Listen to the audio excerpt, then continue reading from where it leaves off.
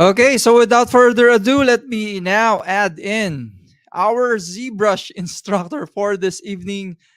Let's say hi and welcome to Sir Aiken. Di ba? Yeah, Sir Aiken, good evening. Yes, good evening. My name is Aiken Peyang. So I am a 3D artist. I focus more on modeling, sculpting, and texturing, and also do a bit of 2D art from time to time, some feature art, character art. But anyway, so the topic for today is ZBrush. So we're going for over the basics. So first things first. So ZBrush is a 3D sculpting software. Well, as most of you already know. So why do people use ZBrush for? Um, ZBrush kasi, maganda sa ZBrush, it can handle heavy polymeshes, so it's usually used for sculpting. It can handle really detailed 3D models, like fine detailing. Okay? So ZBrush is used in a lot of industries, so mostly for film industry, visual effects, so character, feature art, assets, things like those. It's also used in game development, obviously, so for a lot of video games, animation, and now it's being more commonly used in 3D printing. A lot of miniatures, statues. Um, but aside from these industries where it's mostly used in the production pipeline, it's also used in other industries like engineering actually. Because nowadays there are such thing as metal 3D printers. So yeah, 3D printed metal objects, maybe for replacement parts, things like those. And surprising enough, it's also used in jewelry actually sometimes because again, I said 3D printing plus 3D modeling, sculpting, lots of things you can do with it. Also used at times for prosthetics. For in any case, well, that's the end of the slideshow. Sige, uwi na. First things first. So this is ZBrush. I'm using ZBrush 2021, yung version gamit ko ngayon. So the first things you have to understand is the interface. So important parts of the interface you have to remember. So when you open ZBrush, it starts out like this. Ito yung pinaka-default niya. So on here on the left side, can you see my mouse? Dito ba yung mouse mo? Yep, yep, Gotcha. visible. Anyway, so here you have your brushes over here on the left side. Brushes small. These are the stroke is basically it's like do normal painting. You can pick either by freehand, color spray. Well, anyways, a minute. Okay, next other important parts you have to remember is on the right side. So usually when you're starting to sculpt, obviously you need the subject to sculpt first. So another software I recommend uh, is this one. This is software often used for work also. It's called PureRef. So PureRef is a software for used for gathering online references. So you can check the site from here. This is another site I recommend you check out. So PureRef. Okay, so let's pick a subject to work on. So let's use this one as a subject. There we go. Ito ba? So let's back is the brush. We scale the window a bit para medyo mas kita yung ano. Okay, so usually first step, so after I gathered my reference, so we'll use this dragon antro character thing. So first step is we should start, let's say, with the cylinder or whatever object's closest to. So let's say the head. So once you for cylinder shape, so we'll use that. Left click, any space on the screen, and a cylinder should pop up. There we go. And the first thing I would do usually is make poly 3D mesh over here. Okay, left click. There we go. Then click on edit. So once in your edit mode, to rotate your object, click on right click, hold on to the right button, and you can rotate from there. Also, another important thing is material color. Let's change it to a lighter color for mosquito. Let's change it to basic material. Is everyone following so far? Is this screen? Okay, next. Also, another important thing part when you're sculpting is this one. You see this head here? So this will at least here you can keep track of what view you are right now. So right now it's at a front view. As you can see, the head is looking with a forward face, so that means it's a front view currently. To change your view, you can either click on these arrows over here. See this parang red green arrow. So another window you have to be aware of is the subtool windows. Every object, every mesh in ZBrush kasi is a separate subtool. To add a new subtool, you click on append over here, and then you pick an object. Let's just go with maybe a cube for now.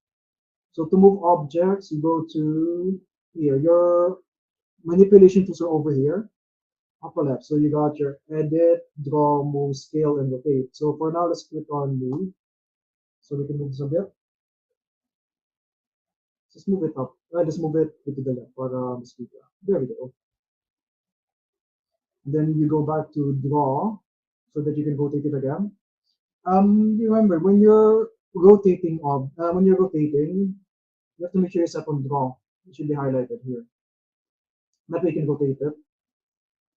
So these are the few ways to change your angle. So you can right click to rotate, hold on to it, and just move your mouse around. Or you can also do that, right click, hold on to your mouse, and shift. What shift does, it automatically locks your camera to a planar view. So you got side view, front view, and top view. So this is why this head here is very useful because it tells you which angle you are so that you won't get lost while you're sculpting since you're already working in the 3D space. Okay. Also to move your object, your camera, um, hold on to Alt on your keyboard and right click. So this moves your camera around. Okay. Anyways, so that's when I add objects. So append, move tool, next. Scale. Scale is obviously changing. Scale is for changing your size. So if you click on this middle one over here, it will scale it in uniform, meaning it will scale the object in all directions. So let's say if I click on this one, left click, move my mouse to the left, it makes it smaller. If I move my mouse, if I do the same thing again, left click, and move my mouse to the right, increases the size uniformly. If you click on the middle, see this point square thing in the middle. Okay, and so everyone following so far. So let's go back to draw muna. So we already got the move, rotate. Also to move, same thing. You can either the cube in the middle over here. So I mean, you click on the one on the corners. See this edge corner. There you go.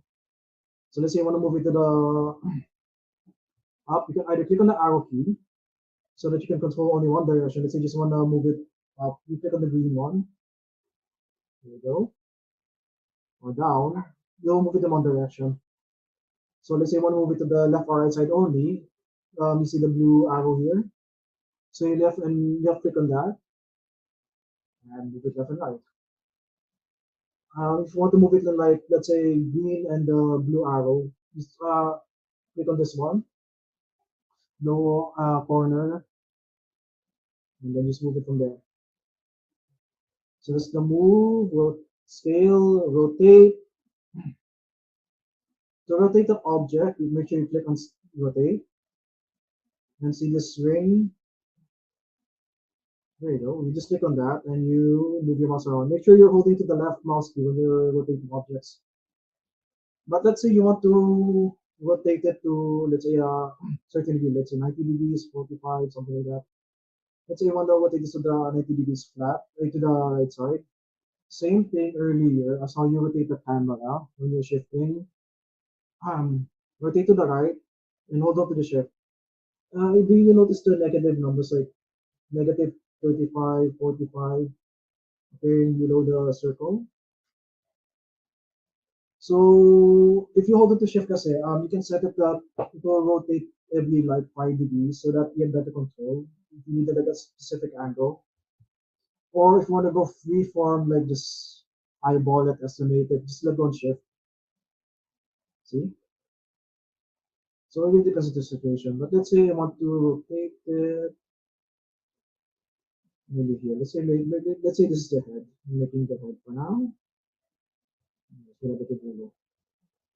Let's see what's it up again. It's a dragon. Okay. So when you got this was the move, scale, rotate. Follow pa so far. Let's go back to draw. Also, when you're sculpting, make sure you're set on draw. This was highlighted. Because if you don't set it on draw, you won't be able to sculpt this. You need to always double check what your settings are. If you're set to rotate, scale, or move. And make sure your edit is highlighted. Okay. Anyway, so let's start sculpting maybe this portion head movement. We'll start from there. So starting from the top view, let's go to geometry, Dynamesh. Okay, good. Another important thing you have to keep remember is your poly count. To check the poly count of your mesh or your polygon, you go over here. Active total points. This is very important. Because the thing about ZBrush is when you're sculpting in 3D, the higher the poly count your object has, the you can sculpt in finer detail, but it's gonna be harder to do big sculpts like big forms. And vice versa. If you have a lower poly active point count, it's going to be easier to do big forms, but it's going to be harder to do finer detail. So I'll try to do an example. I'm not pretending what I mean. So it's just a bit bigger for us people. So also press on Shift. Yeah, there we go. Shift F will show you the wireframe of your polygon. So right now it's the wireframe. There we go. I need to back on. So let's change the background to go to a lighter color from a skipping object. To change background of your canvas, go to document over here and background. And also to change the size para mag full screen siya, document, you'll go to new doc. There we go, that's there. So what you doc the a new document does is basically it discuss your canvas size to whatever is screen size of your ZBrush currently is. Anyways, so Shift F. Anyways, what's it? Oh yeah, Dynamesh. So yeah, I'll explain to you what I mean by active points and such. So there are a few ways to increase the active points of your mesh. One way is through using Dynamesh over here. So what Dynamesh does is, depending on your resolution, over here, you have a slider here, it will increase the poly count of your object or decrease. So lower resolution means lower poly count. So let's say if we hit 32 and maybe hit Dynamesh, so that is at 10,000. You notice the poly, if you also notice the wireframe of the polygon, it also changed to a, it was changed. Di ba kanina ano na siya, 400 something poly count. So, tumaas siya ng 10. So, let's say, if I bring it to, let's say, maybe let's set it to 100. Hit Dynamesh again. Let's do some sculpting muna. Just to There. You see it at the point is also increased again. Anyway, so here explain to you now what I mean. You have to be careful with active points with sculpting. Like I said, you have to treat 3D sculpting yung resolution mo. It's like you're familiar with clay, right? Pag clay, pagbasa, it's easy to shape big forms. Pero if it's too wet, it's so hard to do fine detail. Pero it's a lot harder naman for big forms. It's like vice versa. It works the same way here in ZBrush with 3D sculpting. So let's flatten natin muna siya. Iba natin. Iba natin na switching. There we go. Let's say you're sculpting something and let's say there's a bump here. Let's say may buko dito yung object. So yung madali lang sculpt. And let's say nagkamali ka, you wanna like flatten it muna or soften it. At a lower resolution, it's a lot easier. You know? But the problem with that lower resolution is, well, let's say you want to do really fine intricate detailing, like cuts, curves, like super fine detailing. It'd be very hard with a very low resolution. Like, yeah, as you can see. But if you increase the resolution, let's bring it up to maybe 300,000 plus resolution of it. Wait, about poly count, or poly active points. See, it's a lot easier to do finer detailing again. But the problem at higher resolutions is, if you, let's say, nagkamali ka, let's say, you sculpted in a line here and you want to get rid of it. Pansin niyo po, parang it's hard, hindi kasi siya malleable. So that's why when you sculpting, you have to be careful of your active points in there. You just have to keep that in mind. So that's one way of increasing your controlling the resolution of your model is using Dynamesh. Other option is, let's make a new cube on makita ninyo. This is a new cube on the subject. Okay, let's use this one. So one option is to Dynamesh. Other option is going under geometry. You go under divide. See this? So what divide does is exponentially divides your mesh into subdivision levels. So let's say right now, again, we're back at 482. So this cube has 482 active points. So if I hit on divide, notice the active points to master. So naging close to 2,000. And nakuha siya ng subdivision level over here. Follow? Okay, so let's say we need a higher resolution ulit. Divide ulit. Check active points. If you notice, tumaas siya ulit. So it jumped to 8,000. And your division level jumped to 3. Now, the advantage of doing it this way, let's say you need a higher poly count mesh, you can control your division level. So let's say you need to sculpt big forms muna. Sabi natin. Let's say you need to sculpt big forms like a big object, cube, whatever. Sabi mabukol siya. Tignan natin. Oops. Sabi natin may bukol siya. So may there. So, let's say nagkamali ka ulit. Parang gusto mo bawasan. Here, pwede siya bawasan. Kasi nagkamali ka ulit, pwede siya bawasan. Let's say you wanna erase a big mistake you did. So what you can do from here, you can bring down the subdivision level, bring it down to its lowest.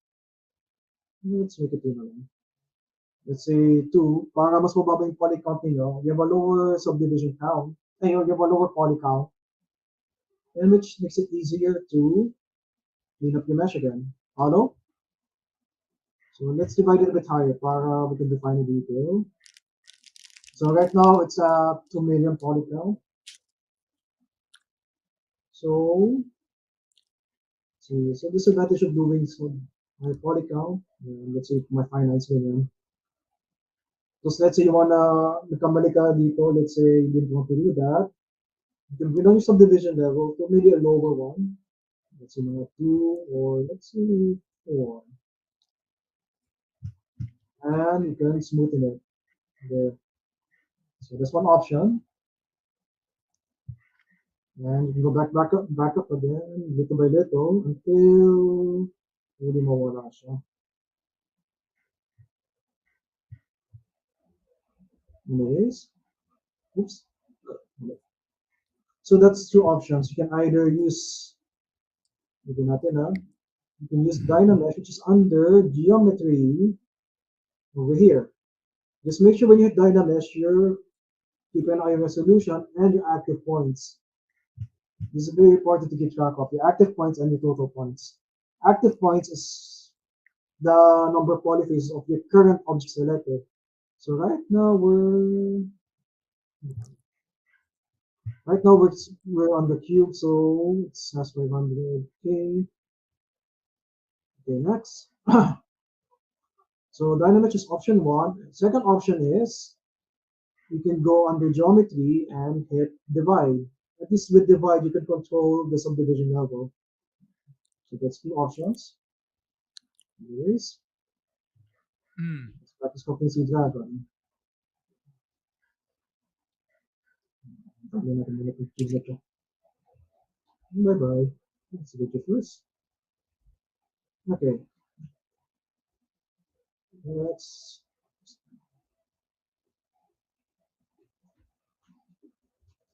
okay. Let's start with the head. Usually kasi when I'm sculpting, this one usually do things either I use actually it's another software. Maya is Autodesk Maya. I do some rough modeling there and I do it to ZBrush. But since our talk is about ZBrush, I'm gonna try to do as much as possible everything in ZBrush as much as I can.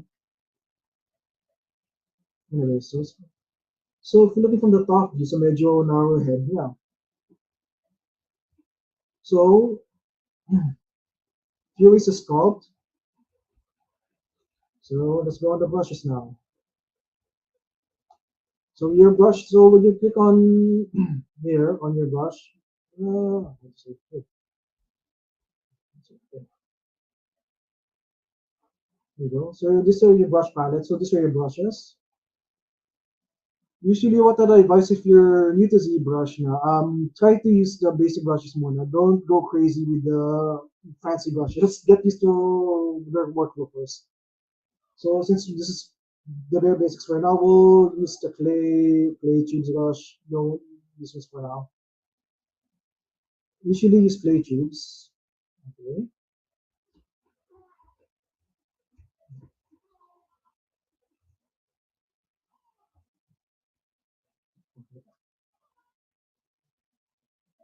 Okay.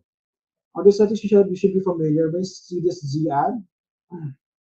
Well, Z add is basically what it says. It adds as you're sculpting. Z sub is it subtracts as you're sculpting. So if you look carefully, nababawasan naman siya. So also be aware when you're sculpting, if it's set on ZBrush or ZBrush, it's set on Z add or Z sub. You could also change the intensity. Right now, its default is set to 20, as you can see here. But let's say it's too strong, you need to lighten it. You could bring it down maybe to start maybe 5. No, 5 seems right. Okay, so this is add. Also, another important thing under transform, assuming you're sculpting something symmetrical, to save on time, activate symmetry here. Click on it. That way, whatever is sculpting on the left side, it should sculpt identically on the right side. So in case you're sculpting something that's symmetrical, makes it a lot easier. Okay. So these are the brush sizes you have to be aware of. And brush size is over here, it's the draw size. So draw size is your brush size. Now, parang Photoshop, yung paintbrush mo, ito yung, this is your draw size for your for your brush. So, other things you have to be aware of is stroke, what's set on. When you say freehand, well, basically freehand is just like a normal brush.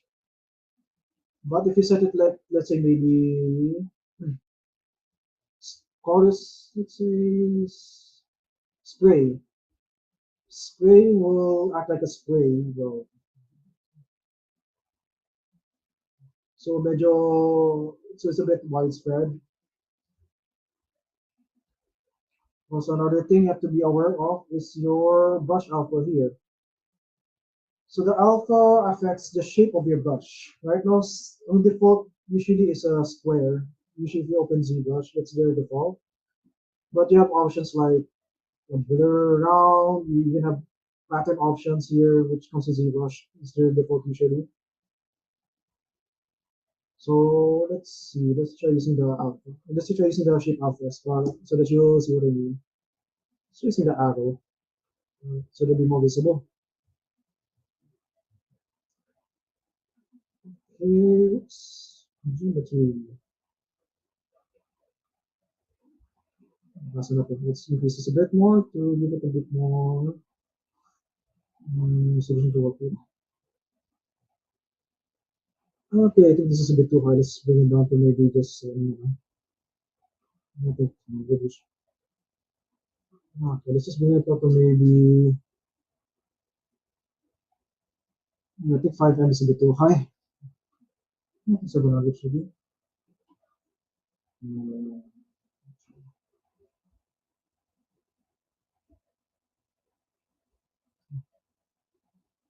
let's just set to maybe that should do.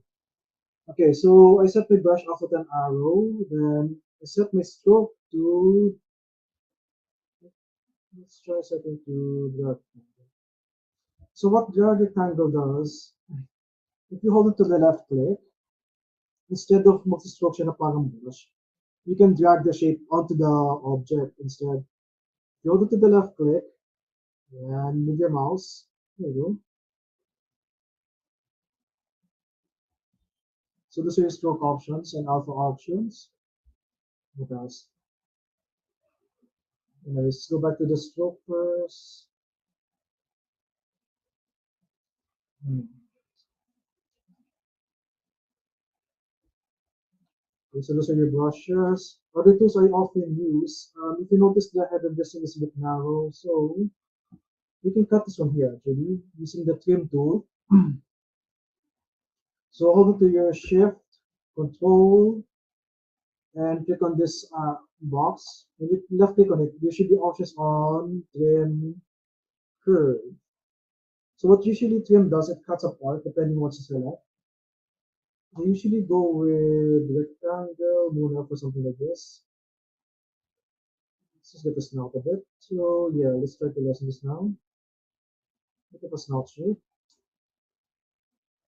Then but you have to be aware, the trim tool doesn't work on symmetry, so everything with trim things, usually go back to mirror and weld so that it'll be symmetrical again. So there's a little bit more of this notch shape here. So now we can actually start sculpting. Let's, let's go back to the I'm more used to using square alpha thing. Obviously, we won't be able to finish the whole character thing. Yeah, but just a quick run down on the money of the tools. So right now, as you can see, when I try to sculpt, I think I set it a bit too high. So set my polymesh too high. This is why I said you have to be aware of your active points because the higher your active point is, it's harder to sculpt big forms. So you need to bring this down a bit. I think 600K is a bit too high. So having a hard time sculpting the bigger forms. Let's bring it down to resolution maybe 80. Then sculpt a bit on the object. Just a quick sculpt. And then go outside the object. Then oops, sorry. Control left click, just anywhere outside the object is copying, and then let go. So what this does is, since I set my new resolution to 80 from 300 earlier, it should bring down the poly count. So if you watch carefully active points, it should go down.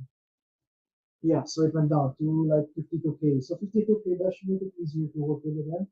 Just open the bigger forms. So now, let's go back to the dragon head.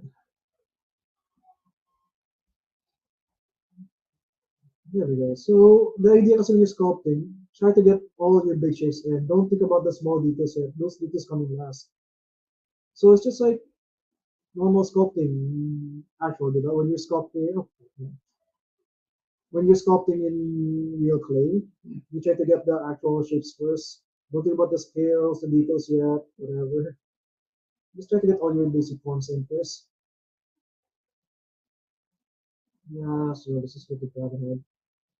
Yeah, this is a really rough, dirty shape. Let's increase the intensity a bit because it's really more intense. Oh, too high. Let's set it to maybe 10 should do. Yeah, still too high. Yes, yes. Yeah, that should do. So yeah, for now, just like get the shapes in, whatever. So don't worry about it being like really, really looking super detailed. Just get in the forms, whatever you're trying to solve. Just gonna focus on the head for now.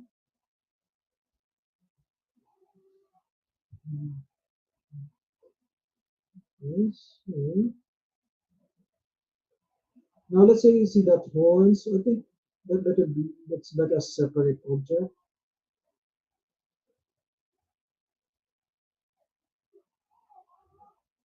Yeah, we'll just get this.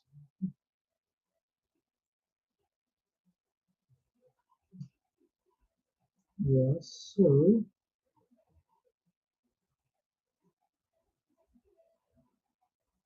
yeah, we'll just put in place. Just get the shape. Don't think about the details yet. Just get the fonts in. And and every once in a while, I usually hit Dynamite again to make sure my polygons are as clean as possible. Now, for example, for the horns here, like the one on the head and on his nose, I'll probably have a separate mesh or something like that. So we'll go back to append. Under subtools, we'll go back to append. Yeah, so we can use a cone. Sorry, let's move it to the front. Here we go, that's a cone. Let's scale it a bit. Mhm.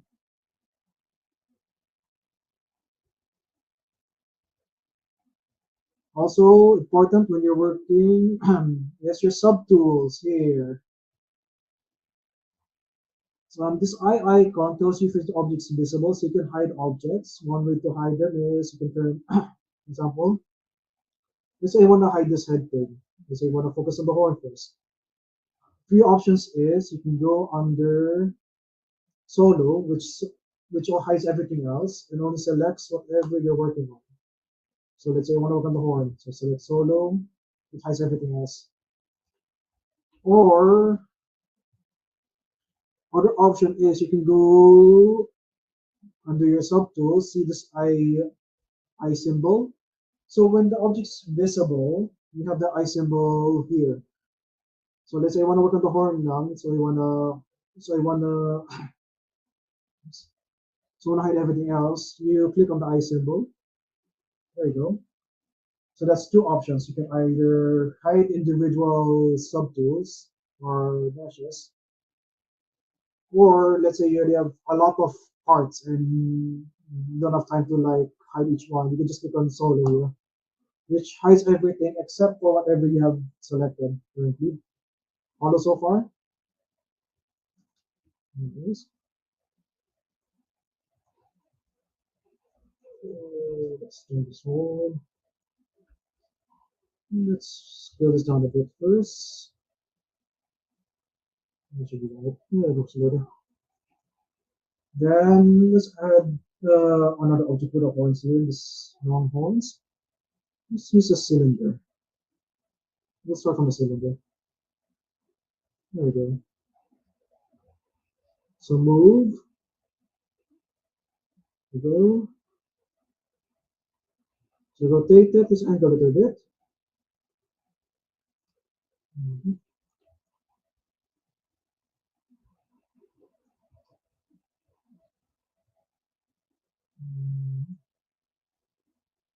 There we go. Okay, so just getting the rough approximation. We're just getting the rough approximations. We'll just detail this later. Okay. Okay. Another important thing is masking. So let's say, as you can see, the horn is extended. So you need to extend this part. So you can either scale it, right? Or in this situation, I'd probably go with masking part of it and extend it from there. Okay. So draw. So to mask objects or parts of meshes, you go under. You make sure your cursor is outside your object you're trying to mask. Click on Control, and as you notice, your tools here changed again. Your brushes. So changing to a mask. You can either set freehand. So when you set to freehand, it's the same as like you're using your long finger, what you're masking. Or I would probably go for curve from here. So curve you can control from what point to what point. As you can see, there's a line. Yeah, so that way I can only mask this part. So whatever is um, highlighted, that's going to be the one's going to be affected. So let's say if I move this, so the highlighted part or darkened area should not be affected. So let's remove this lightened area, though it's not highlighted, should be the one that's affected. You see, if I move it around, there you go. But since you want to extend it the other direction, to reverse your mask, you click left click outside your object and control. There you go. It reverses your mask. So that way, now you have this part selected instead of the other hand. So that way, we can extend this. There we go. Or like the horn thing. There we go. So it's a bit try to get the shape in. Move this around. Just get the basic shape of the entire thing. Don't think about details yet. Kapag guess a painting then, or in real life play, you try to get the shape of everything first. Don't think about the details yet. And then let's upmask it first. Also, another reason why I dynamesh often is when you move things around, you have to remember you're always working in a 3D space now. So 3D objects here are made of polyfaces and such. So remember, since you only move this part, so you have a big gap here. The problem if I keep extending this, if I keep extending this as of now, it's not going to be smooth. As you can see, since I still have, I need more polyfaces here and here to make it smoother. And that's where Dynamesh comes in. Because, go back to Dynamesh, we go, here we go. Here, so it's distributes the polyfaces evenly. So that way, you can sculpt it again. That's why you have to be very careful when you're dynameshing. Always keep track of your active points every time when you're sculpting, once in a while. Anyways, let's bring it on a bit to make it easy to sculpt it. Yeah, that should be it.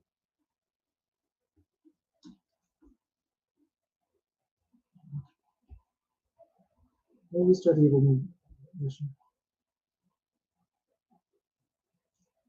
So let's go back to this is the move tool. Let's fix the middle of the horn a bit. Because right now it's a bit too angled. Yeah, maybe around here. Maybe somewhere there. This will do for now. This is a marker anyway for it's just a marker for now. We're just trying to get the curve in. Don't take a look too much at the details. Let's curve it a bit more for the tip around here. Notice it curves a bit pointed here. For the inch. Let's curve it. Okay. Curve it a bit more. Curve it a bit more. There we go. And mask again. Masking, clear. Geometry, hit dynamics again to smoothen out the qualities that way. Easy to work with. Okay. Let's rotate this part. Yeah, there we go.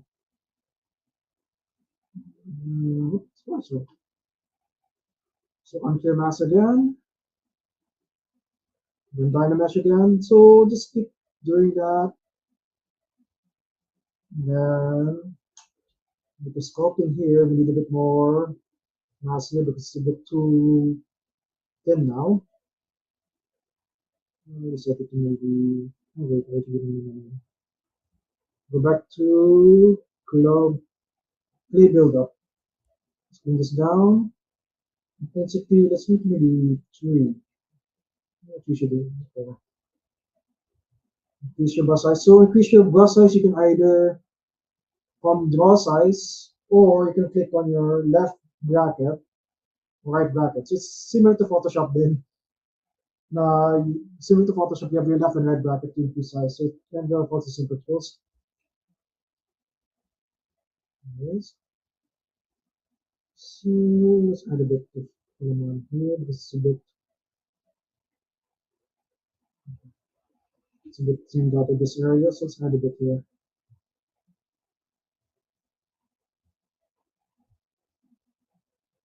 No, just let the shape, don't think of the details. Just let the shape, it's all that matters for now.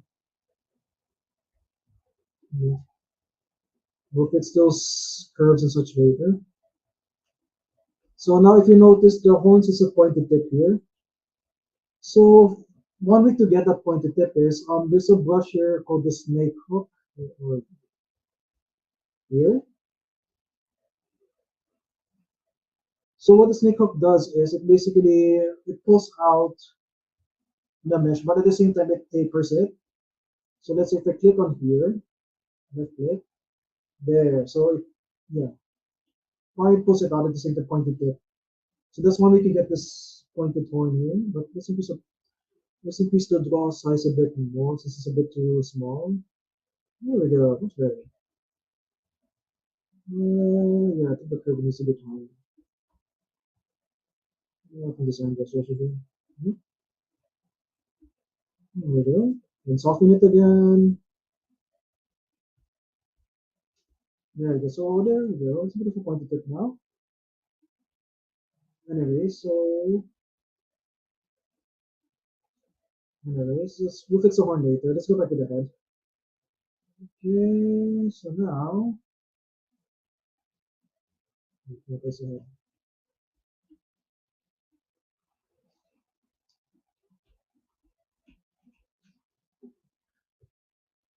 go back to the play brush tool, play brush tool.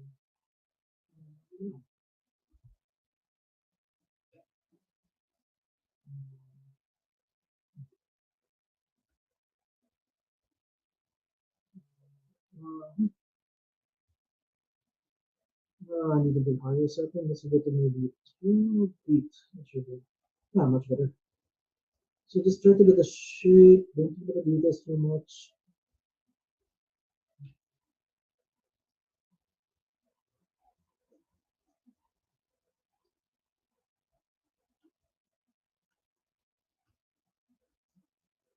Now let's add a bit of eyeball. Let's add let's add a sphere so I just know where the eyes are. There we go. So this will be the eyes. So I just know where the eyes are. Okay. Let's change this to maybe a different color so that will be more visible. So to change object's color, you go on see this palette under your basic material. Right now it's set to white. Let's say I want to change it to black. Okay. So you pick a color here, and then under make sure RGB here. You have to be aware material and color are two different things in 3D space. Color is RGB, you can hear. So I just want to change the color to black. So click on RGB. Make sure your intensity is also the right setting. Right now it's set at 100%. That's usually the default. And then you go to color and then fill object. So when you go back to a different color, yeah, you can just not black. But as I said, you have to be aware that material color is different from material. So right now it's at the basic material, but let's say I want to change it to something like gold texture. Siyempre, iba ang texture ng gold. It's shiny and such. So you pick the closest thing. But ZBrush is a built-in name. So here. So right now I selected the gold material.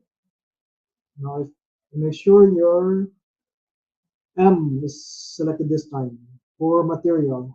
So if I hit color again and fill object, it should change it to gold texture. Make sure MRGB selected. There we go. So it changes it to a gold texture. But let's say you want it to be like gold texture, but you want it to be a different color. So again, make sure MRGB selected here over here. And then just pick a different color, maybe. Let's say you want it to go, I don't know, maybe green. Color, fill object. Nice. So back to basic material. No, this is where the eyes. I just where the eyes are. Just so much for now.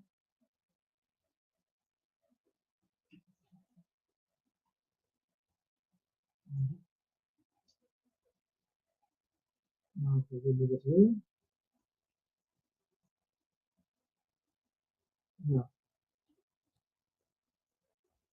And from here, I'll probably go to geometry again, modify topology, and hit mirror and weld. So what mirror and weld does, it duplicates whatever on your one side and duplicates it to the other side. So that way, let's say you have one eyeball on the left side and you want it to be the same on the right side. So just hit mirror and weld. Okay. It should transform active symmetry. That way, whatever you do on one side, it should be symmetrical on one or other side. Okay, just that. Right. Yeah, it's just a placeholder for now. We'll fix that. So let's go back to our head. Select our head again. It's this one. To double check what part you're selecting or what object, I usually press Shift F. That way at least I know I'm selecting the right object.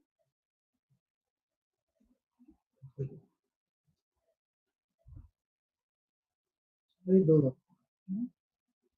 So, better job.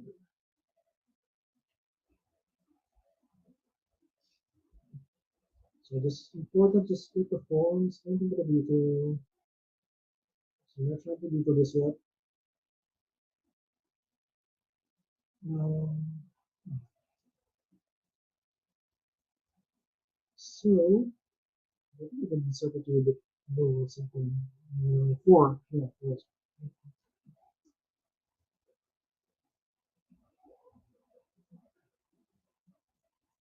So now it's beginning to look like a dragon, whatever this thing is. Dragon control, whatever. Let's think of big shapes first. Don't think about the small details yet.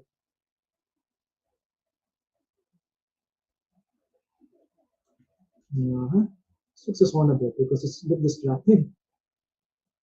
A bit distracting. Let's move you here. A bit distracting, just floating around randomly.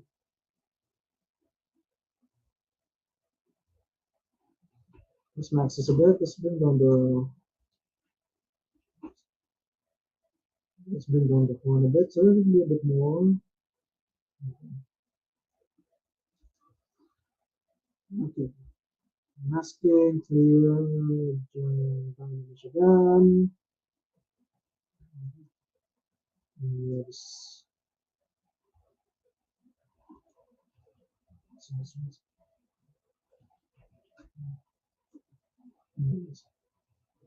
I'll just do it. Fix you later.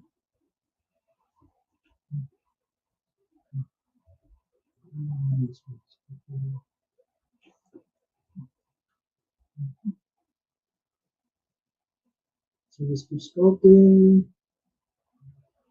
Let's get a bit of dragon thing.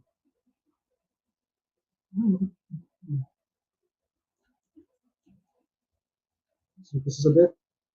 Oops.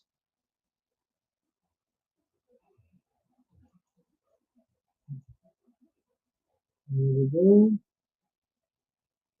Just let the shapes in. Don't look for the details. Just let the forms in.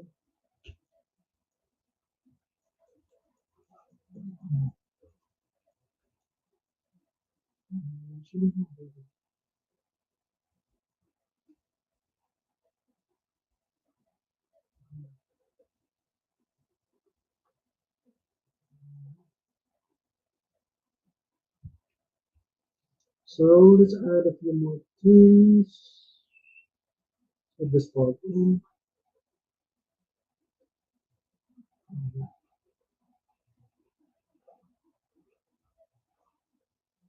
See the difference in.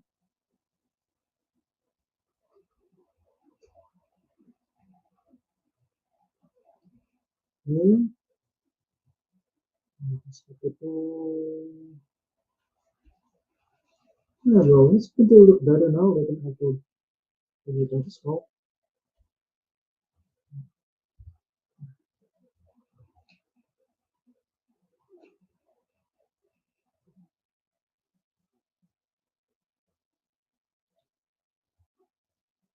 So usually what I do for the eyes, I usually do the eyelid separate. I'm just mostly doing that way.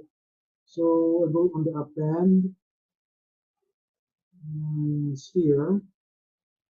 This how you usually do the eyelids.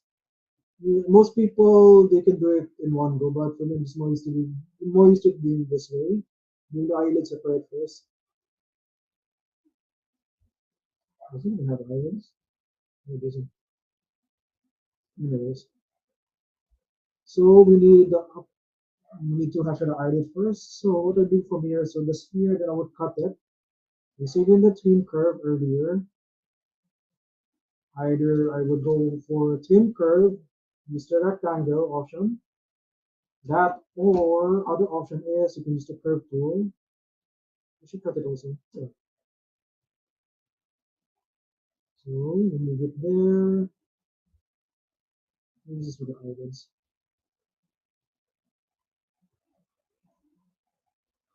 Mhm.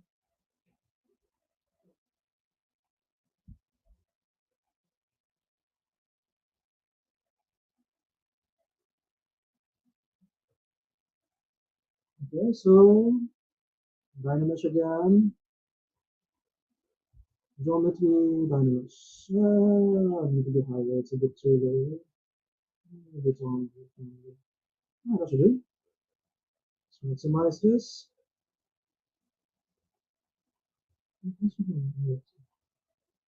Move tool, lower your brush a bit. That will only be moving parts. Set it to freehand. Oops. Maybe the higher setting. Basically, that's higher setting.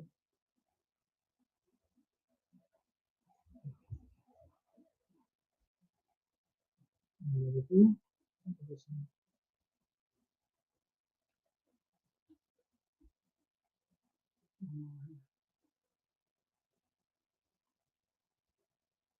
Then we go for the lower part. Now for the lower part of the eyelid, you can mirror this. under deformation. So under deformation, you have other tools you can use to manipulate your object. Uh, the ones I use commonly, the ones I use usually is the mirror. Let's say I need the lower part for this tiny thing. Click on Y. Y is your top down. Okay. Set it to Y over here. Yeah. Then hit mirror. Then unlock. Click on this unlock uh, pivot point, and click on this center. This does, it centers your pivot point to the object again. And press F to zoom out. You need to zoom in on the object you selected. You should have your eyeball there. And move it to position. Oops. Lock again your pivot point. This lock symbol here. And then you move it back up. So now you have an eyeball. You have an eyelid.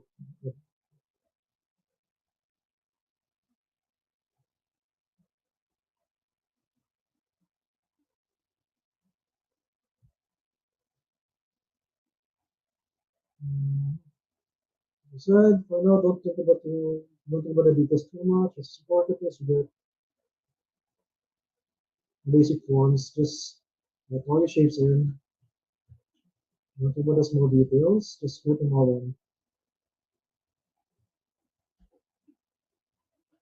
I think the eyes a bit too small. Let's get it bigger. First, we need to add a bit more space for the eyes. So let's put a little more in.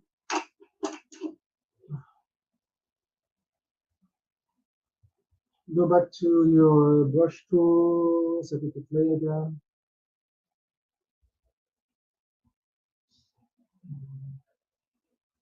Just add a bit more space. Because right now, we need more space for the eyeball.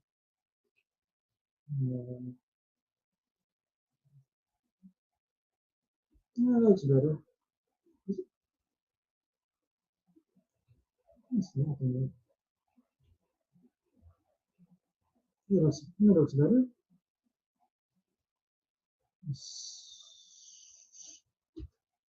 Let's move this. Oops. Let's move this a bit bigger and more space.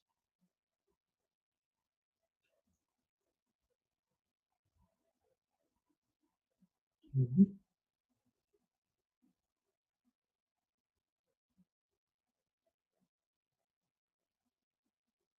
Put this a bit here, then the eyes a bit more.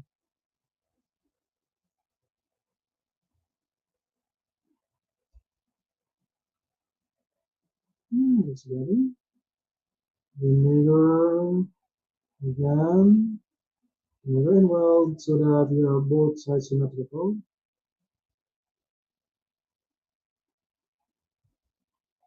There we go. So let's fix this area a bit. The ones around here. So we have a weird protruding point in here. So again, go back to the snake hook. Use the snake hook again. Snake hook. Let's start with this one maybe. Oops. We need a bigger brush, so increase the size a bit. Oh wait, I'm selecting the wrong object. Also to check on what object you're selecting, it should appear here under your tools. Let's say I have the horn selected. So it should appear here on the tools, picture of the horn. Or let's say I have this head thing selected. So it should have the picture of the horn thing, the picture of the head thing. So that's one other way to check. Or like I said, I'm more used to clicking on Shift F to double check what I'm selecting because yeah, it's a lot easier for me this way.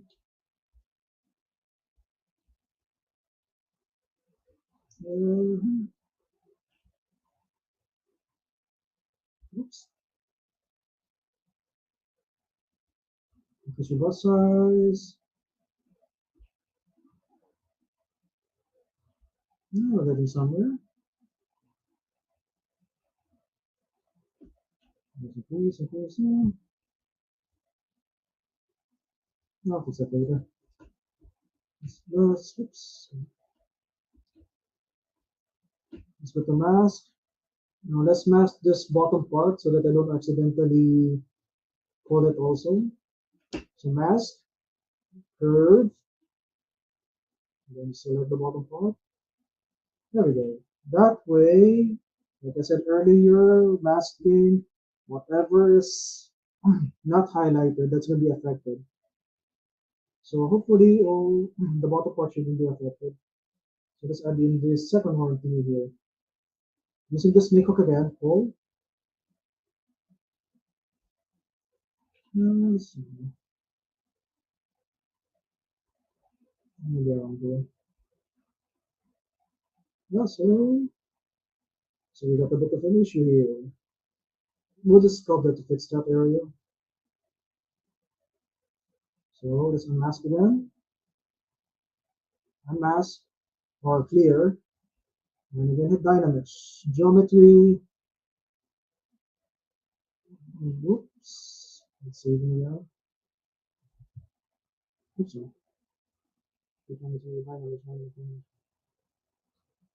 Okay. Sculpt.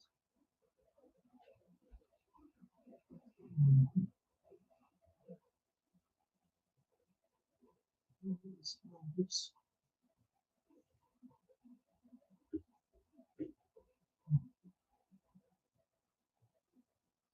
Other options. Sculpt, copies.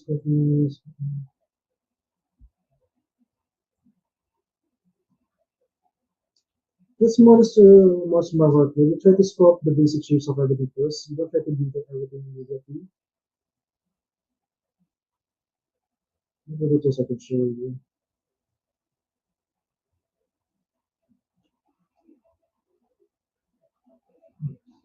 Nice. Okay, other useful tools. Let's use the horns example. Let's go back to the horn. So if you notice the horn here also has a bit of a tapered tip.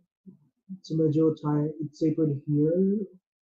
So one way to get that is using the crease option.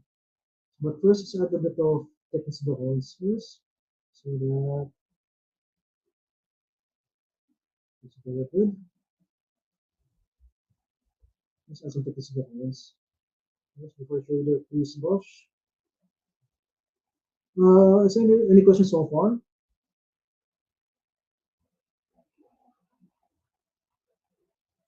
This will maybe the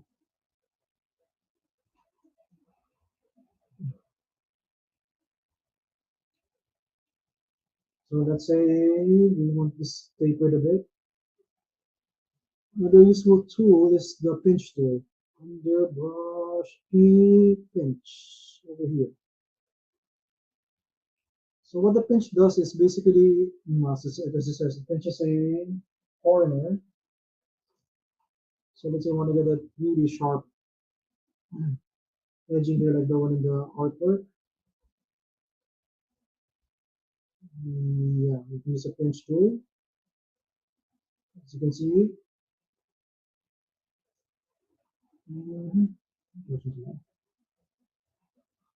Pinch tool.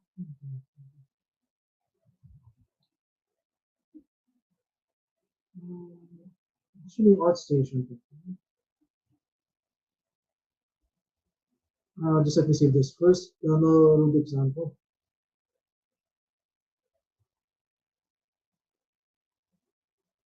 Let's just save this first. Yeah.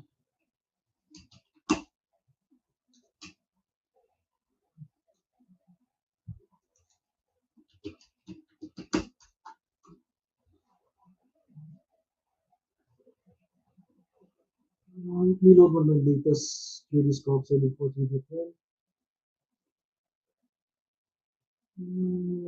Latest one should be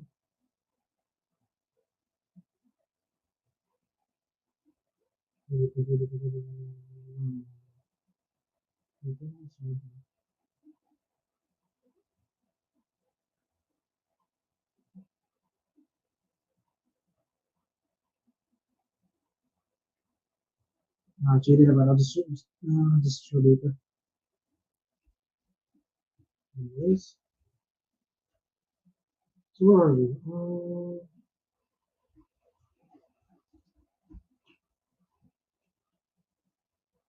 Okay. Now for the body portion, how we usually go about this is the same idea. Yeah, I try to build the basic shapes first. Let's say this is gonna be for the this is as a guide for the torso.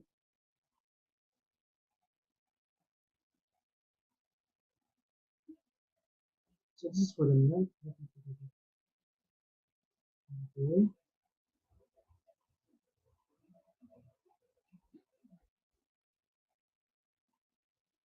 So let's say I'm building up on the torso. So I always think of big shapes first. So the same as how I did the head. Let's start with chest. So a pen, sphere, and then start sculpting.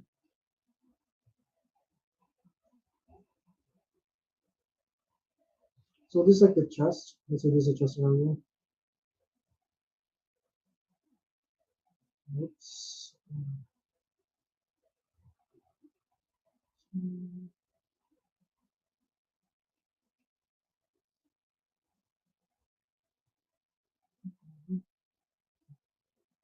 So this is a general idea. Use big shapes first to build on your object.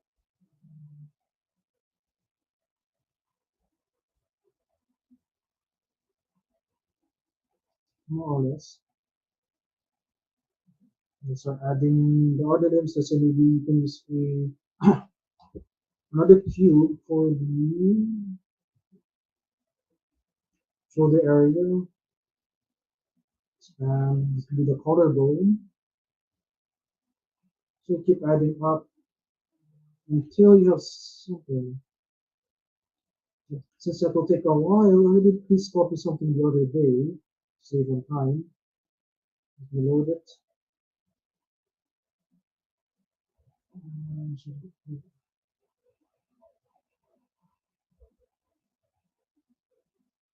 Inventions to save on time. Since I did something the other day. Inventions. Yeah, I should have it here.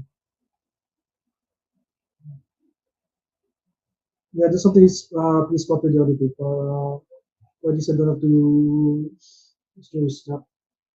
But generally, how I got this was the same as this one. You start building on shapes until you get the more or less forms you're looking for. Then you hit on merge, merge down. Always skip this step. Click on Control Shift F. Make sure you're selecting the right objects. Merge down again. See, as you can see, it's combining the objects. Merge down again. There we go. And I would hit Dynamesh. Again, Control W. And basically start sculpting little by little until you get the shapes you need. But this will take some time, so I already pre-made something the other day to make. Already pre-made something the other day so that you can just use this. So let's export this so that we can use this body sculptor the other day. Let's just call it body sculpt. Body sculpt. Body sculpt. Yeah, this is called the body sculpt. Let it save. Let's go back to the other one. Go back to append. So to append, just pick any random object. Make sure you have selected the new random object you have, and you click on import.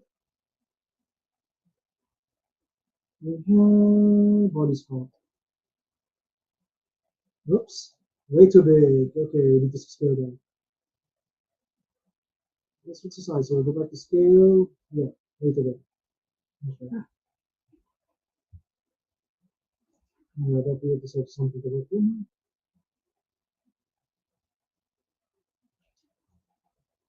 I have to save on time at least. We can move on.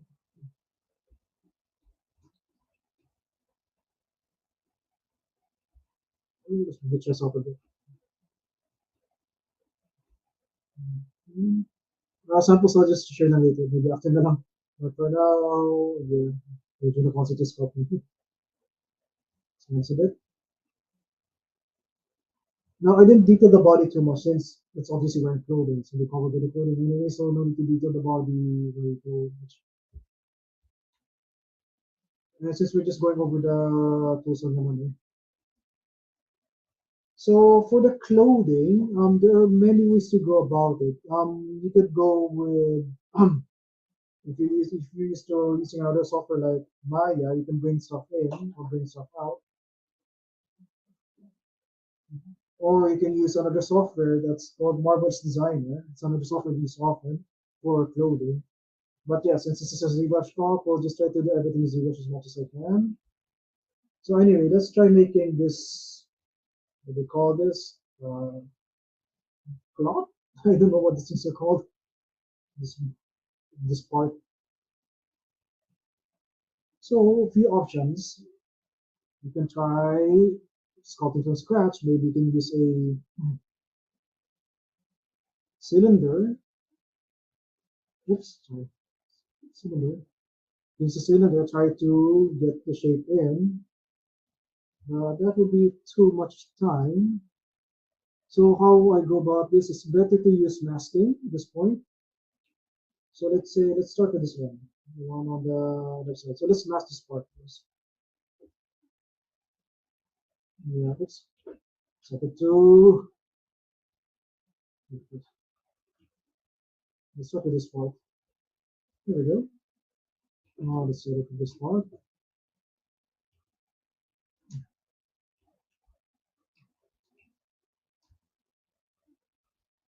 Here we go. So let's enter here.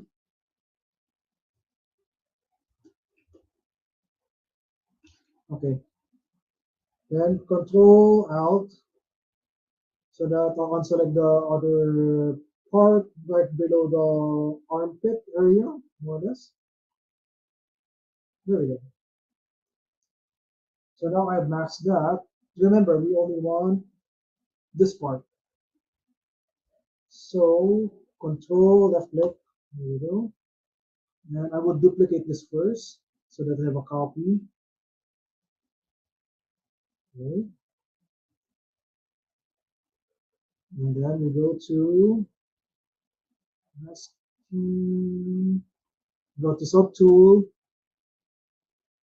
Split options. Split is basically you're separating your polygons or your meshes into different parts depending on your settings. So right now I'm gonna set it to split to mask points. So what will happen here when you split the mask point, just all this part will be split from the rest of the mesh. So let's solve it first. So if I split on mask points, what will happen? This part will be separated from the rest. So let's split that. Oops, that's it. Split mask points. So there. So now as you can see, it's two separate parts, but we only need this one. So now let's delete this one. So this won't be needing this anymore. Delete. Let's give it a different color so that it will be much more visible. Let's make it blue. Blue, blue, blue, blue, blue. Almost visible. Okay. Here we go. So let's start with the weird, whatever that thing is called. So after I split it, I go to geometry, Dynamesh again. So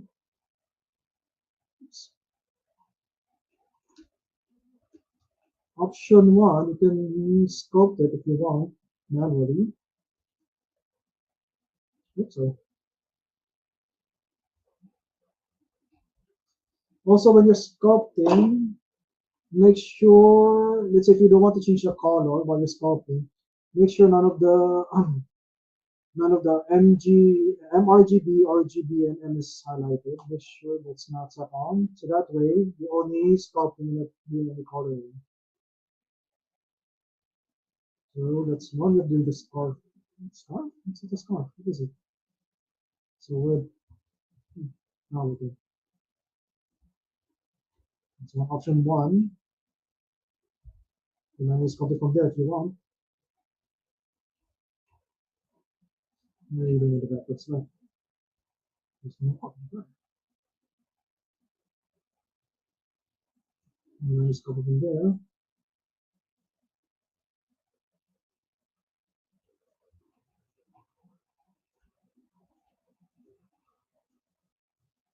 And that's an option.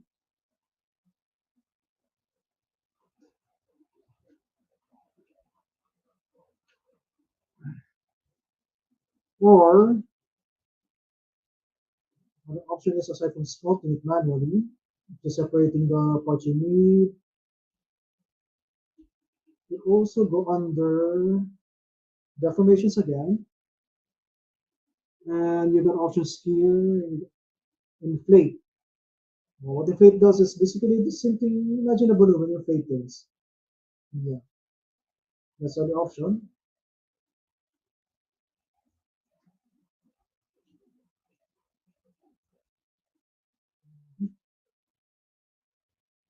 Let's soften this a bit. It's a bit too.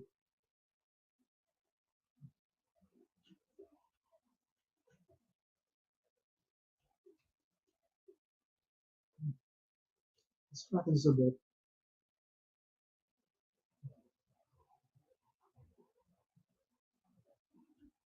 You can do dual size. Flatten this a bit. Oops. As again, make sure none of these are selected so that the color won't change and only affecting the geometry, not the actual color. And so let's flatten this a bit. Another brush I often use is the flatten brush. As it says, it flattens the sculpting. Make it a bit more of a definition.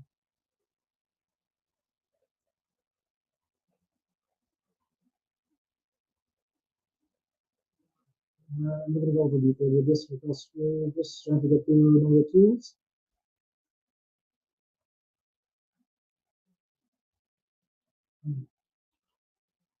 Now, let's say you want to get this corner there. Yeah, so it's a bit, oops, let's extend this a bit. Oops, sorry.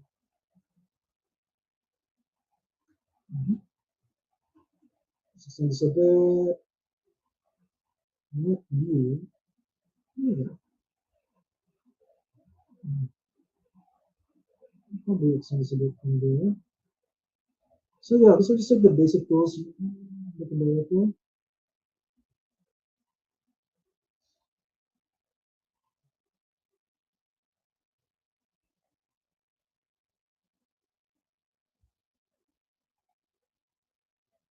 Oh, sorry.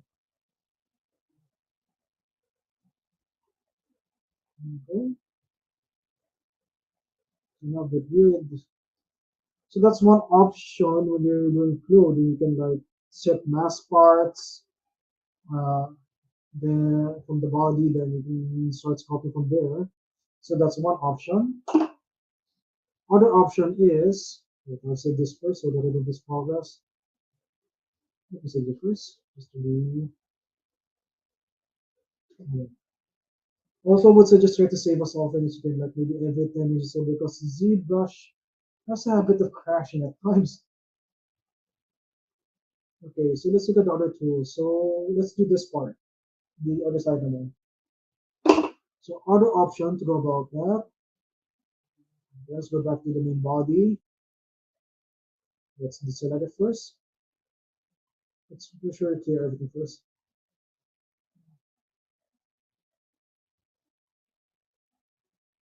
Let's have to save it. Clear. So again, we'll mask this part, the other side. Just mask the other side. It's around here. Around here. Yeah, that should be. Okay, so what are other options to go how making the other clothing? So we talked about first doing the masking option and then splitting, and then use Dynamesh. Other option is from there you can also use let's just duplicate this first. Under geometry,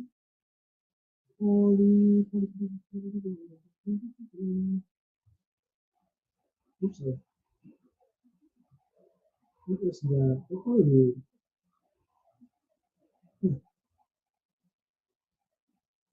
Wait, decide this first. Okay, let's talk about polygroups this time. Another useful feature in ZBrush is called polygroups. If you notice, every time when I press Shift F, the color of the object changes. Right now, it's all as one group, so it's only one color. But let's say I want to separate my mesh into different areas. So right now, I have one half selected for this area. So if I control W, what happens is this selected area will become a separate polygroup or separate area. There, notice it changed color. Let's do it again.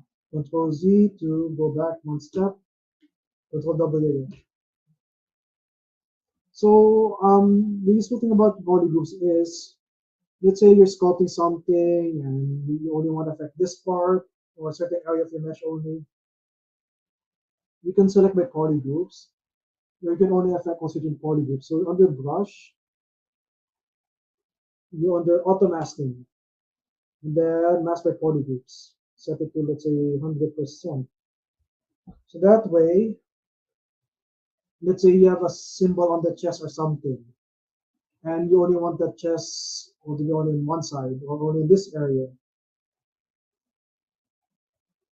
or you're sculpting something you only want this area to be affected.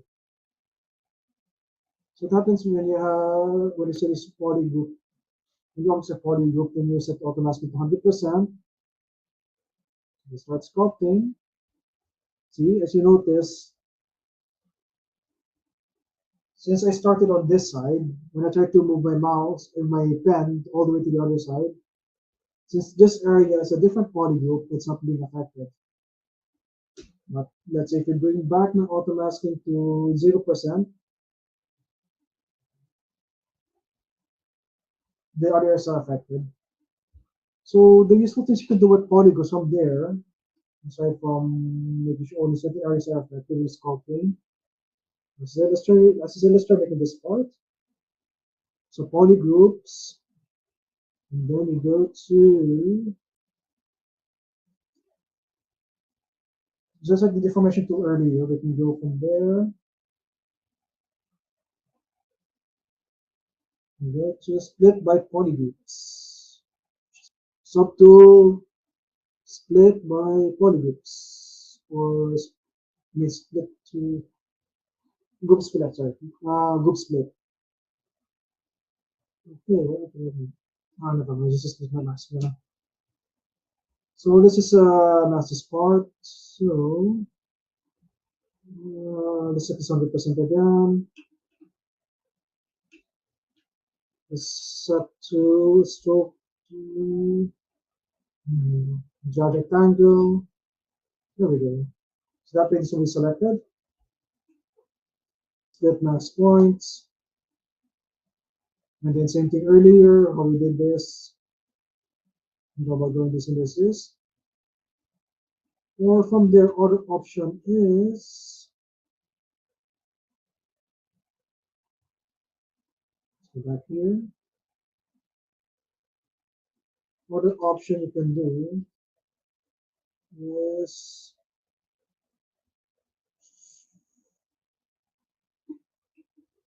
oh yeah, panel loops. So other option is by panel loops.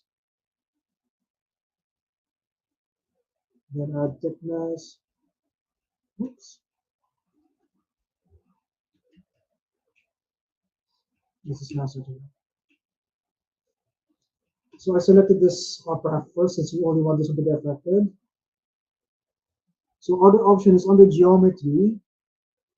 You go to panel loops. So what panel loops does, whatever is selected, it thickens it, adds thickness. So if I hit panel loops, you see for a better angle. Other option is, earlier what I did was I dynamesh for this one after I split it.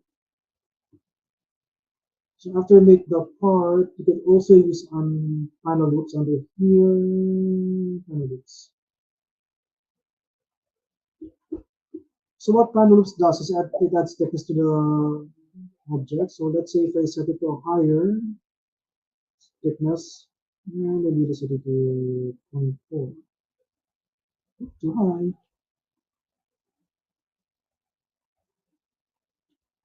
What is a bit of thickness to it?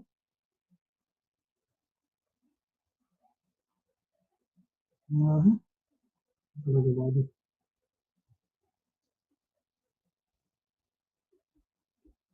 Let's make it the same part as the other one so that it can easy if it's hot. Color, make sure RGB, your object, and let's use it small.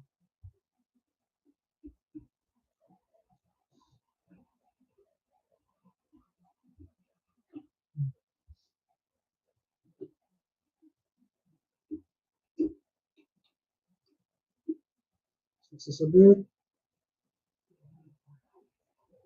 Oops. Follow so far. But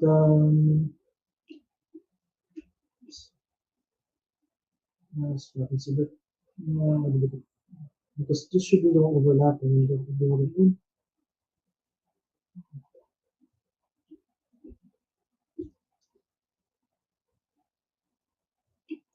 Keep in mind though, when you use we use panel loops. What happens with the mesh also is it subgroups the center from the bottom and top half. So see this? Yeah, that's separated. So it's a separate poly group compared to the top one. So now let's oops, let's open this one. Yeah. Follow so far. Oops. Let's use the brush tool instead.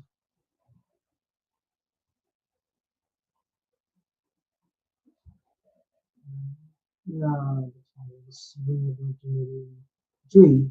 Actually. So start it from there. Now I'm gonna go full detail with this because we don't have time to finish the entire character.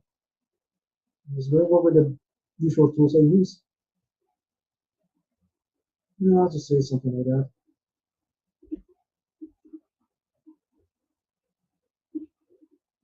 Oops.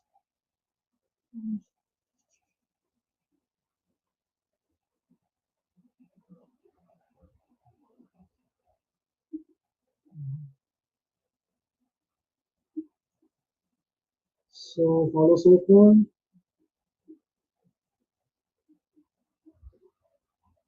Mm-hmm. Fix this a bit.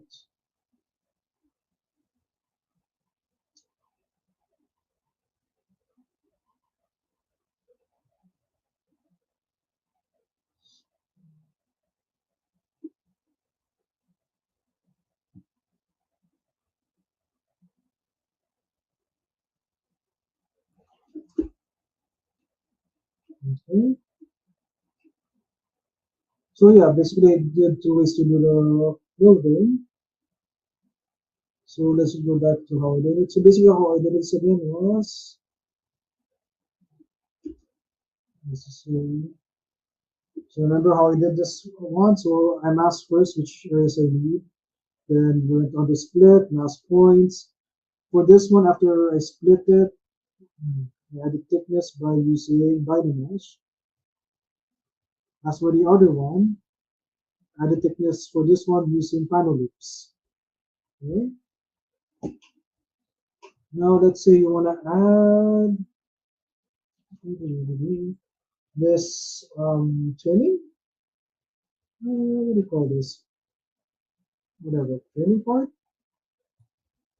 Yes, Possibly the edge one. trims. Yeah, this is the one here. This is the one here now. The one on the left side. This little one on the left side. So the same thing. I would mask this part, just the edging, because we only need this one. So we only need this one anyway. One option is I would probably mask this area. Oops. So get the freehand, mask this part.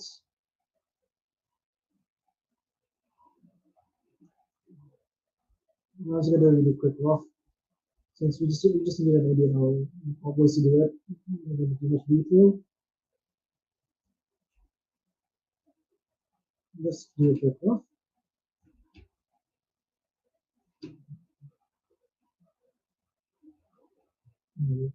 Maybe something like that. Maybe don't need this.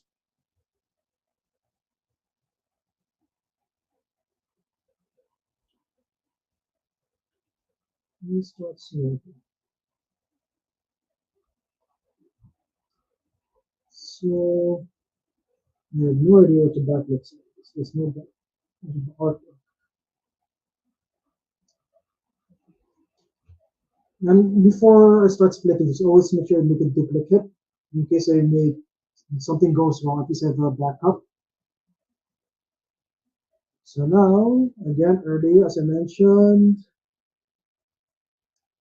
Control F so that you can see the poly groups, and Control W so that whatever you selected will be a different poly group when you hit on Control W. There. So this will use for the edging. So again, the same how we did the body, split, these points. Oops.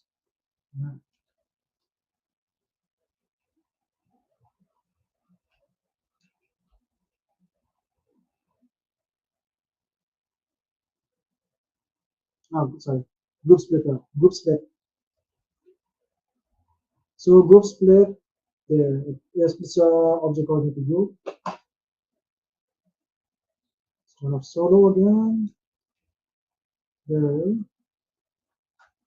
And because we're adding plate. Oh wait, vanish for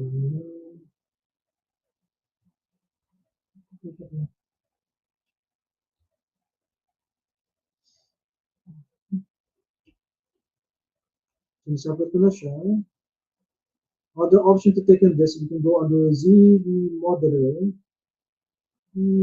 Modeler, there we go. Yeah, another useful tool used often in ZBrush is the Z modeler. So under that, right click. So when you right click on Z modeler, it gives you options how you can manipulate you can manipulate polyfaces, edges, and such. But now we want to extrude this area because this will be the trimmings. So after separated it, right click, make sure you're clicking on the face, over face, because the thing about Z modeler is depending on what you have selected over. Let's say if I click on right click over a face, the options are for the face. But if I click over a vertex, the options are different again. It's only for the vertex. If you click on an edge, because the options are for the edge. But right now we want to thicken this, so we'll go under face, then we go under extrude. Extrude there.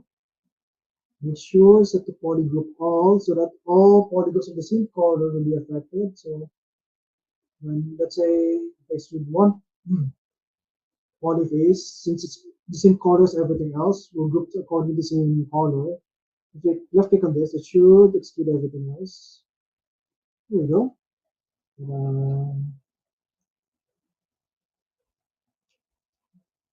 Now let's make a different color so that it will much more better see. Let's make it a darker color. Yeah, let's make this something like this.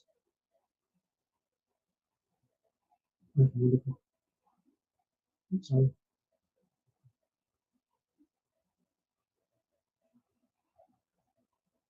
That's one option of doing it. Then from there, I'll probably smoothen hitting Dynamesh again. Go back to Dynamesh over here. There we go. And we can smoothen it from there. So that's one option.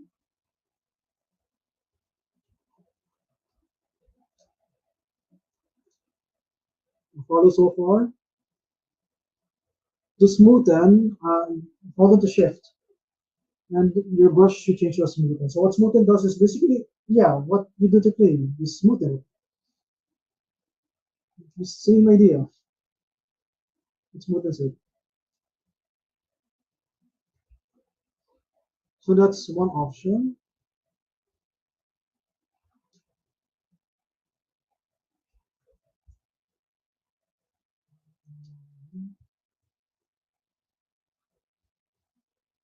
Or other option of going about, let's say, areas like this.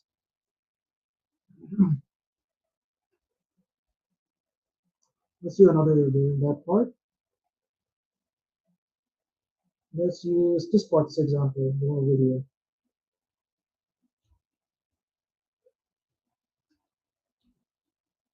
Let's duplicate this first, so let's duplicate so that in case I mess up, I have a backup. Again, let's select this trimmings over here. Okay. Let's look at trimmings over here. Let's just do one side. So we're not trying to do the entire thing. Follow so far? Yeah, we do from there.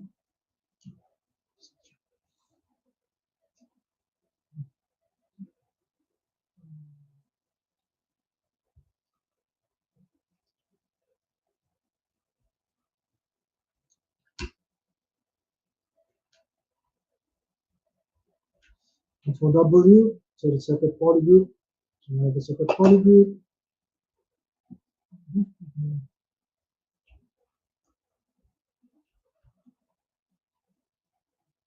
Let's go back to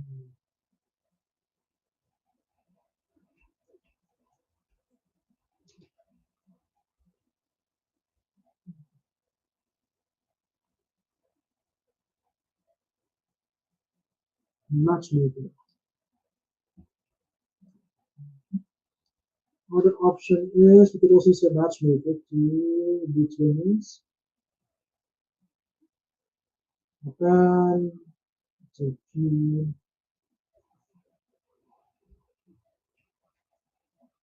oops,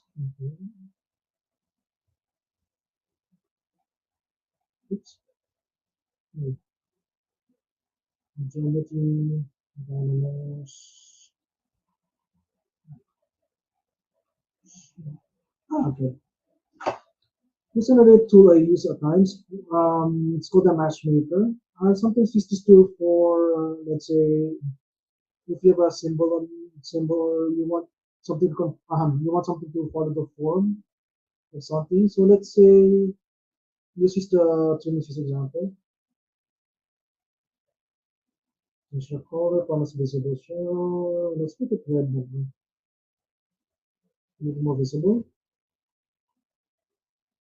And there's another option you can do.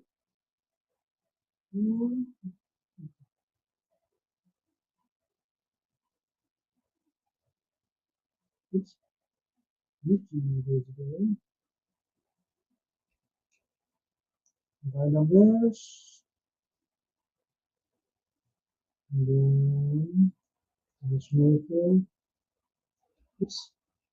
Make sure this is off. It doesn't change the color. And this other option, you can use matchmaker as you can see here.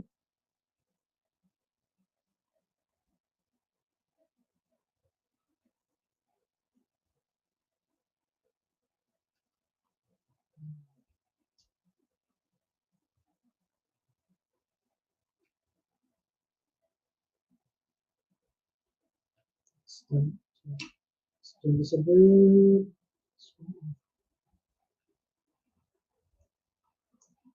Unlock, center pivot to wherever selected. Expand this, extend this a bit.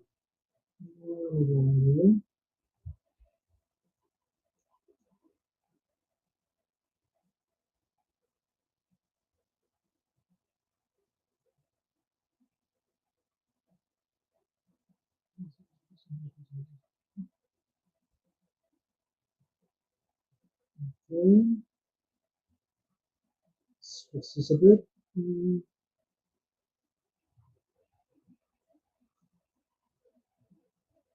Mountains.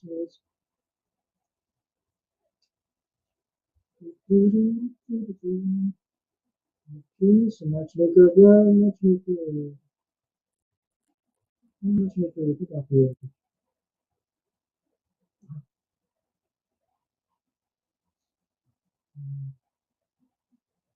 Here's a matchmaker. Okay, bring the intensity a bit. Set it to freehand. It's still too strong. Go to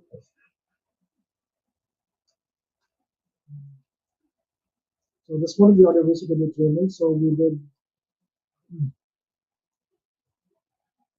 so here we did the masking and then we diamond we did the masking and then we used Z modeler to add thickness for the ones here. Other option here we also use the matchmaker tool. So let me push this over phone.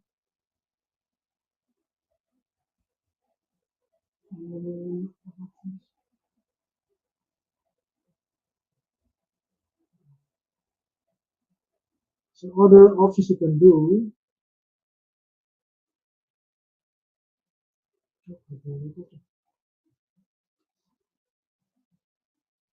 is using the topology tool. Let's use what are possibilities as example.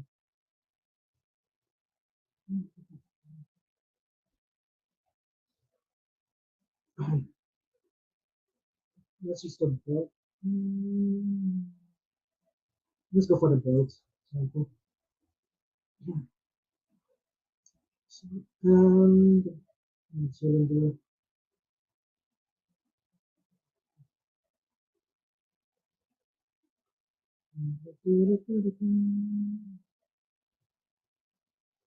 So third cylinder. That's a bit chubby, right? Yeah, a bit more indication.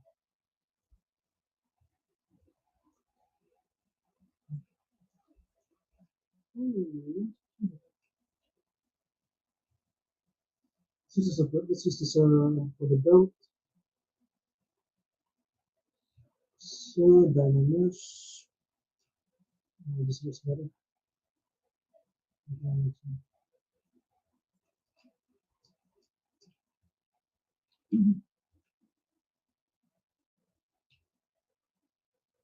Any questions so far? I mean, here so far. So there we go.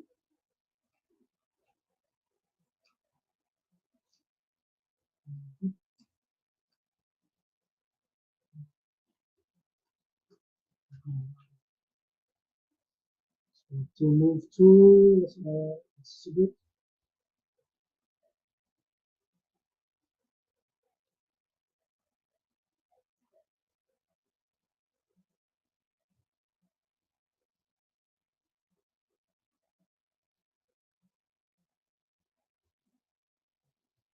Okay. There we go.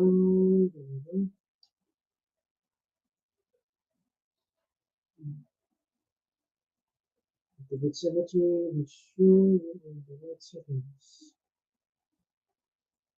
Ignore that. Okay. Let us move on about. Let's talk about the other brushes. Everything's with the brush. This is the head example.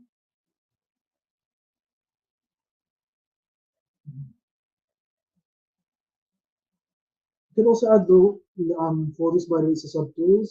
So to add folders in your subtools, just click on any object. Let's try grouping the clothing all in different folder. Making so that easy to look for. So under here, then under new folder, rename the folder. Let's make all the clothing one folder so it'll be easy to navigate to the file, navigate to the meshes. Clothing. Okay, making so easy to look at. I'll just put all clothing one layer for now. That way, we don't just look for. Okay, and let's make the head a different folder. Let me use it to look for. There we go. That way, yeah, makes it easier to look for. So far clear? Anyway, so already group the layers, already group the subtools. Okay, so maybe next question might be, some of them asking might be, let's talk about textures. Let's see how we add textures like scales, and things like those. Let's use the head as example. So let's go back to the head. So let's click the head again, Control F. There we go. Let's just assume that you're done sculpting the head. You got the shapes in. Now you're gonna move to the finer detailing. As I mentioned earlier, always double check your active points. Right now it's at 253K, and that's pretty low. So it's really hard to sculpt in details from there. So we need to increase the poly count. Let's set it to maybe, I don't know. Let's use the divide option so that we can control the subdivision levels. Maybe let's set it to 2M to be fine. Let's say you want to add scales and such. So this is where alphas come in, or downloadable brushes. So I actually have a folder in my desktop that usually has a lot already pre-downloaded, a lot of different alphas and different brushes. So that every time I'm working on a project, I have a certain thing. So under brushes, ZBrush brushes. Let's try these skins. Skin alphas. It's an alpha. Oops. Okay, let's go to alphas. Import. Yeah, go to brushes. I mean, wherever you saved your brushes, wherever you downloaded them. So let's use. Where's my? This means Spin alphas. This is snake. So here I already have downloaded just a bunch of brushes from time to time. Let's use these ones. There we go.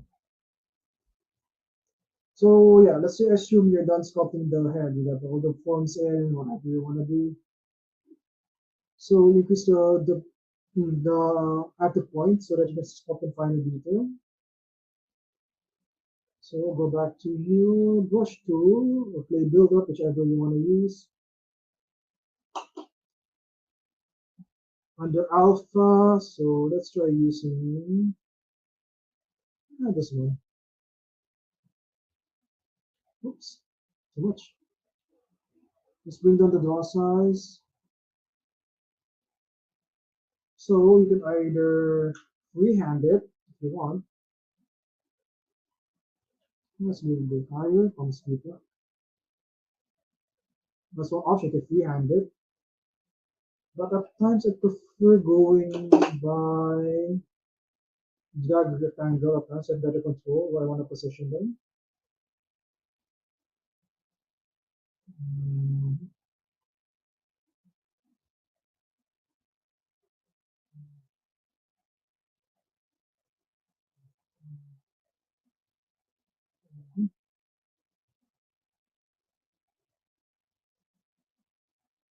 increase the alpha Z add to the one times.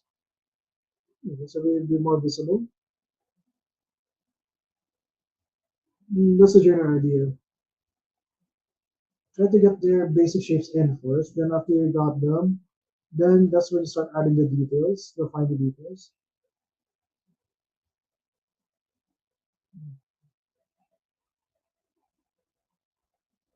Right.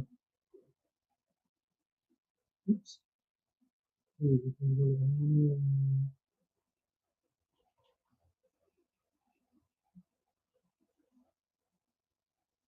anyway, this one option. Bells, bells.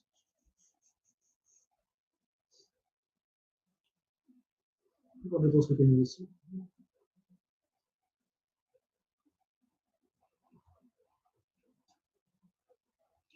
Let's save this. Just to be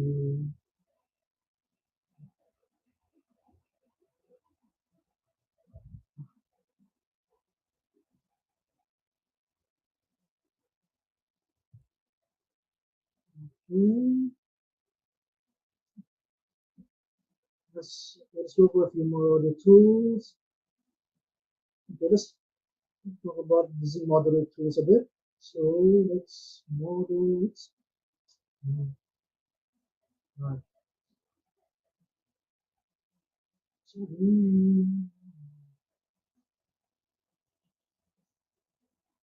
let's scope the one of the shoulder piece a bit and talk about the few other tools I use. So the shoulder guard thing.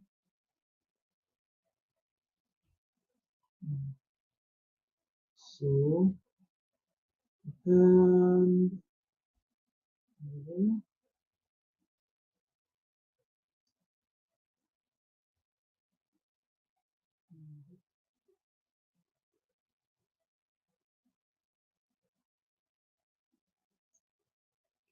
actually this one I probably use Maya, but yeah, it's a little ZBrush. Let's see if I can do it in ZBrush.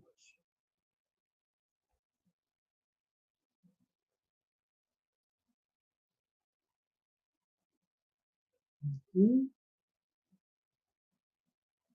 So hit Dynamish again. So let's copy this.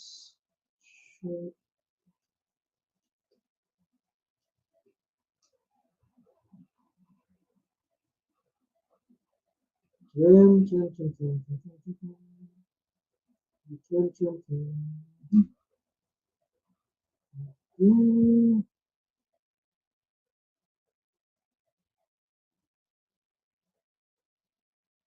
usually I think of it as parts. So we would add another cylinder for this one, and the one here, and another here. So we go on the cylinder. Let's make it a new layer. Let's make it a new folder first, so that'll be easy to look for.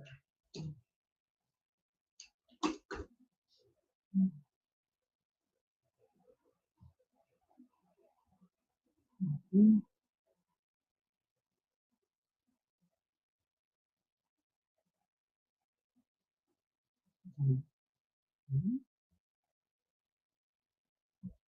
Okay, so let's start adding this circle areas.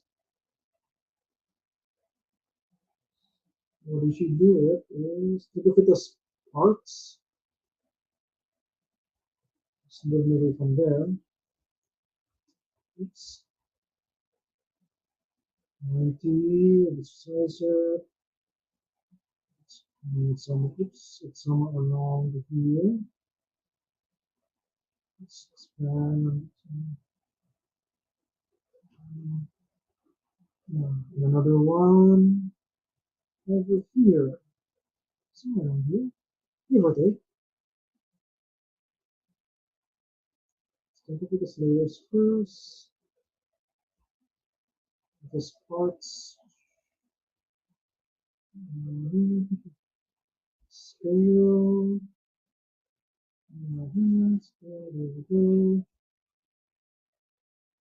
I think I need to fix the shoulder part here. That's a bit too protruding. So it's like this. So it's very distracting.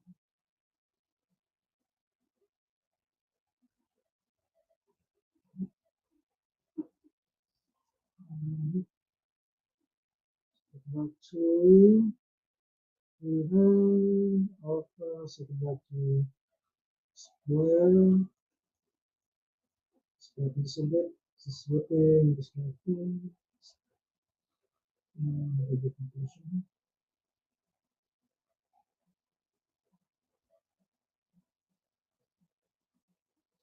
I don't know.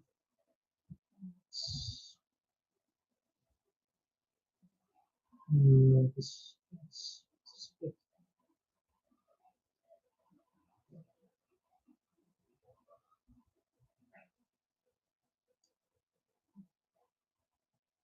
Hmm.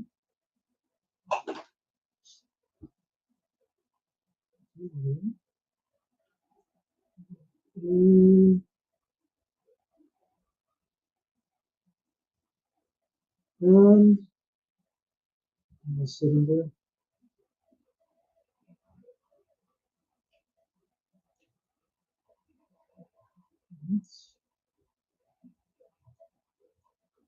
Shapes this one.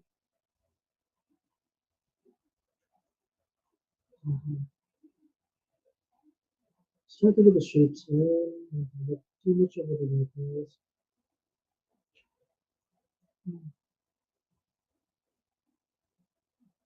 Maybe another thing next time.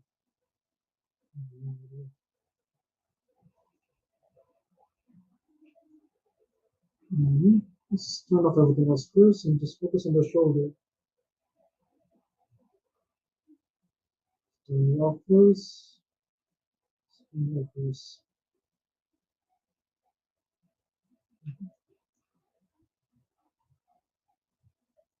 Maybe all of a sudden the room.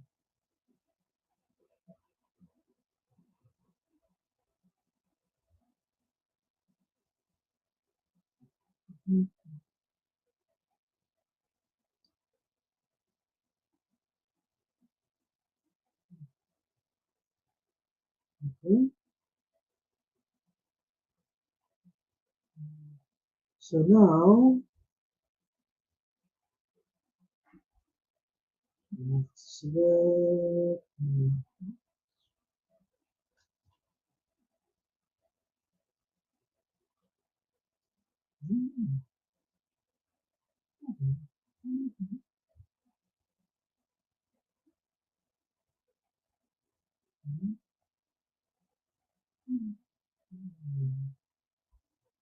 some more. Okay. Let's do the shapes.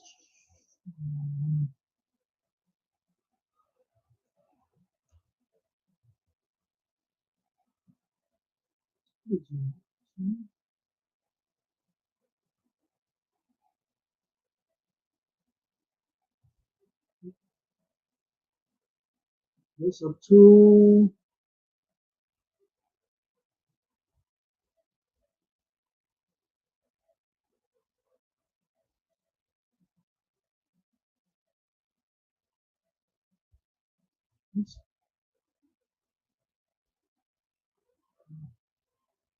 vinyl mesh. And for W, so we want to there we go. Let's add a bit of the curve here. Let's turn up this part first. Let's set it to solo first. Solo ko yung looking for. Hindi ka dapat kasama. Oops.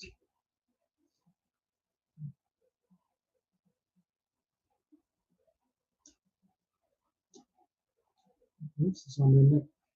Hindi ka dapat kasama. Let's put your budget.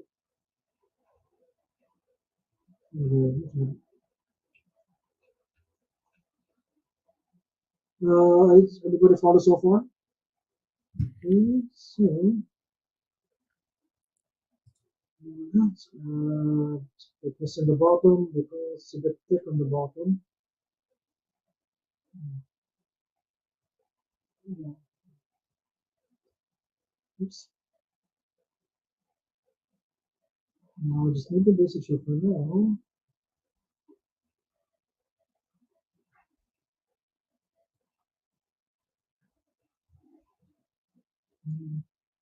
The shoulder arm I should probably do it in Maya first, smaller in Maya, but yeah, since the topic for today is ZBrush, it is strictly using ZBrush.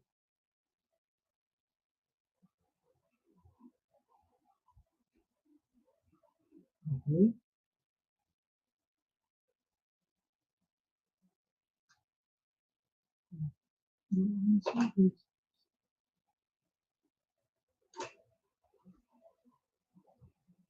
Yes, copy.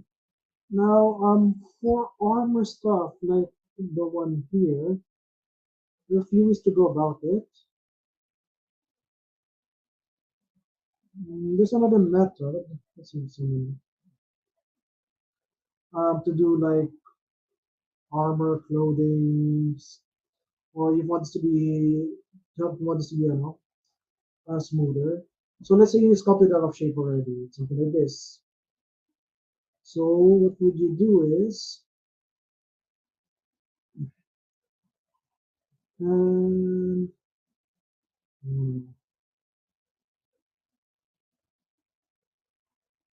first you go to this sphere. Okay.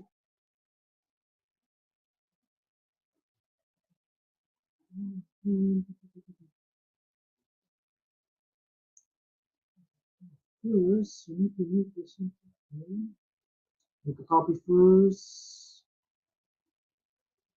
This sphere.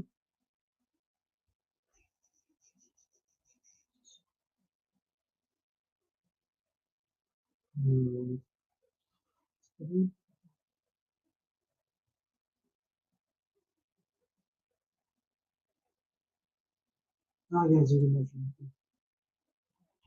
Yeah, other options zero measure. So let's look at it first. Let's go about the G. Let's go about G modeler a bit. So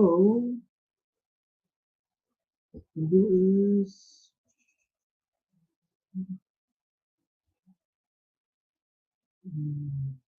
G modeler, G measure.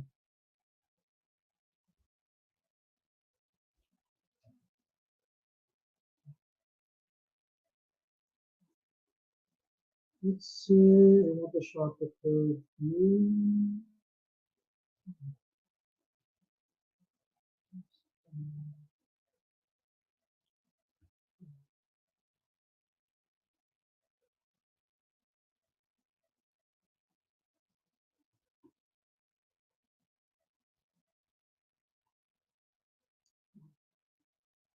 So another tool is the Z.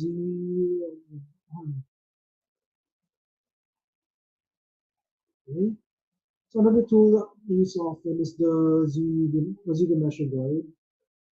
So what this does is you lay out lines on your mesh so that when you activate Z measure, it will fix the polygons, polyfaces, topology according to where you put the lines.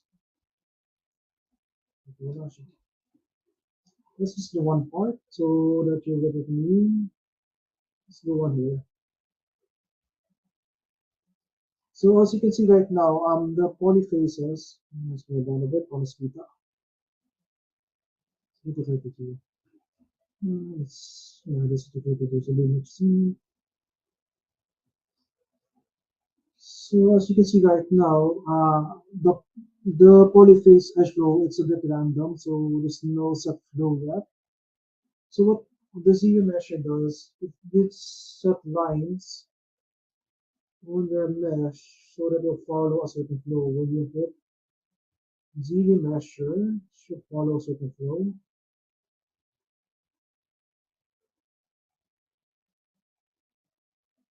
So if you can curve it. So the ZU measure, geometry, ZU measure, ZU measure. Wait for it to compute. That's also more that's one speed up.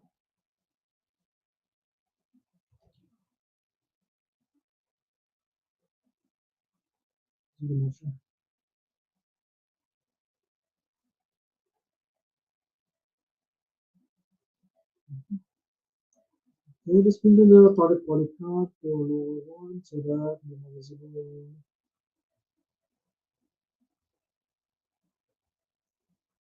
There you go.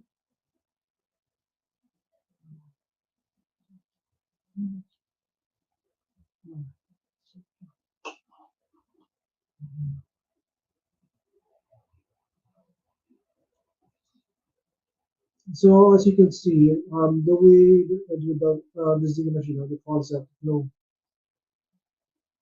So the thing is to say that what we could do with this is, example, I want this one to be sharp. Let's say this edge. Let's fix it a bit more just to be sure. Oops.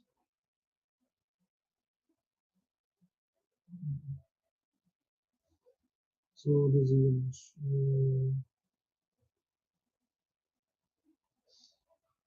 Okay.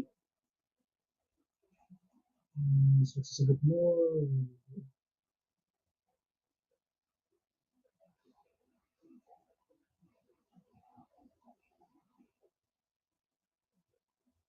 Oh, let me see.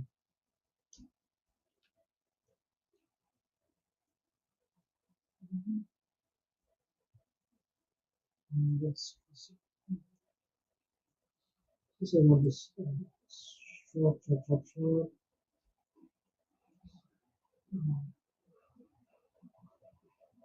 Utilize the flow in this direction. That way, let's yeah. Oh,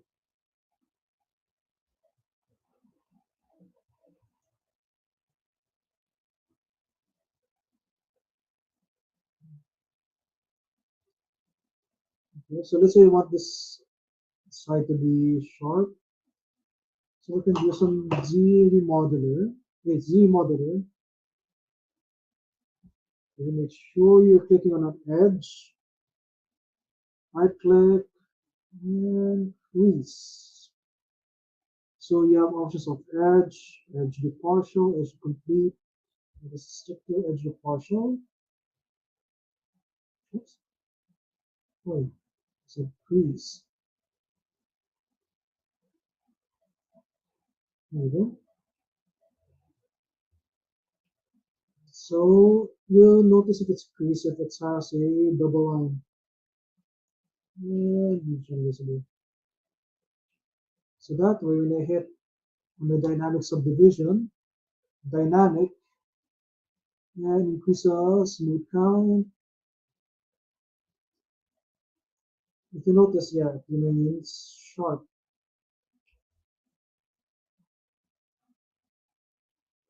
Let's move doing the sharp corners.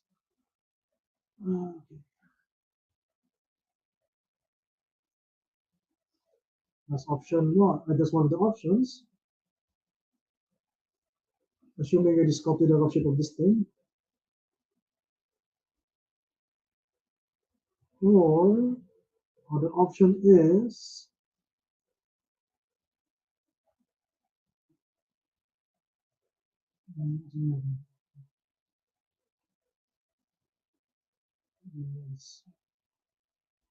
yes, a bit of density. Mm,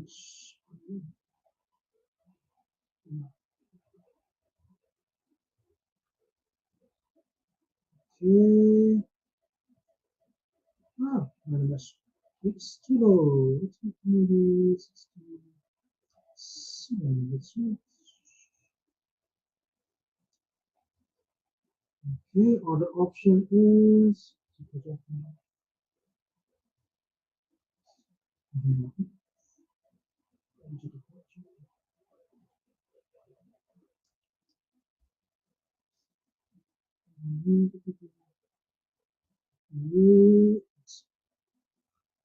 so let's say other option to do armors. Let's say you just copy the rough shape now.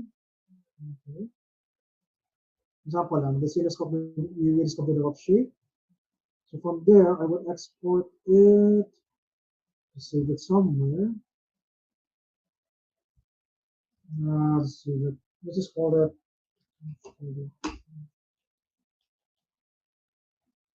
shoulder armor rough. So we go back to the Z sphere earlier that we have here. So we go under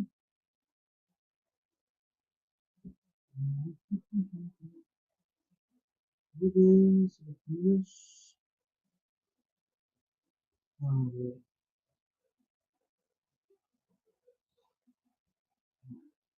Sorry. I mean, after we made a rough shape, make polymesh 2D. So we should have a copy on its own. So go back to the Z sphere. On the Z sphere, you go to rigging, select mesh, and you select the rough scope you made. So it should appear there. Yeah, there we go. So follow so far. This method though is a bit time consuming, but honestly, for a lot of hard surface stuff, if you're gonna do it in ZBrush alone, it's pretty useful. It's one of the more better ways to go about it. It's a bit time consuming though, that's the downside. So anyway, so after rigging, select mesh, and you pick the one that you make up editable mesh. So the one we made earlier, so this one. Anyways, so under topology, you click on edit topology, and you basically, if you're familiar with standard, I mean, basic 3D modeling, you basically now modeling it. Let's just do one part so that you get what I mean. Instead of time to do the entire thing anyway. Let's just do maybe this portion. Let's do this portion. Oops.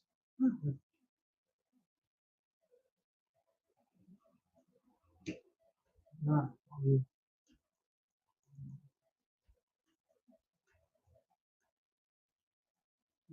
yeah, this one is a bit time consuming. There's only downside.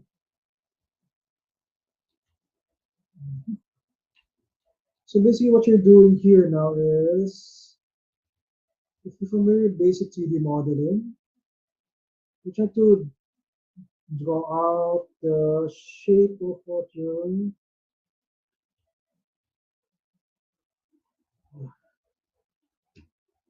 You basically reach from the edge of your model so that later when you start placing things, it'll be a lot easier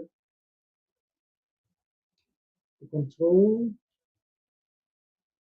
So to draw lines, left click, always make sure your topology is set on edit topology. And then left, oops. Okay, okay, okay, okay.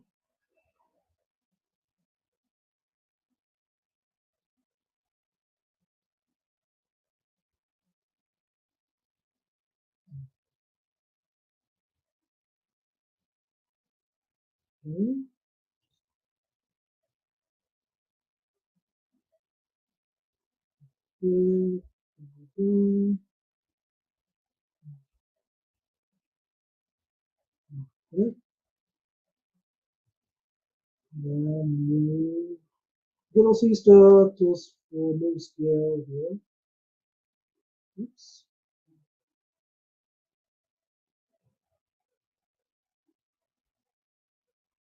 Just a second draw.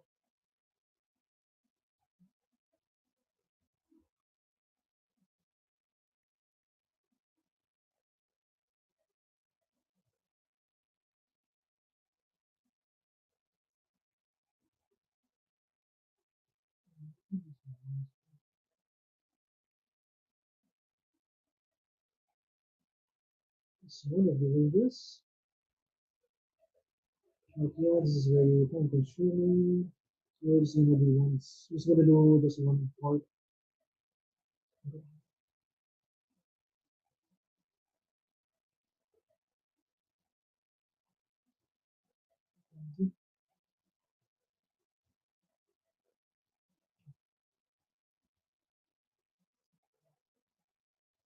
Let's just do one corner. Let's just do one corner so that you all see what I mean.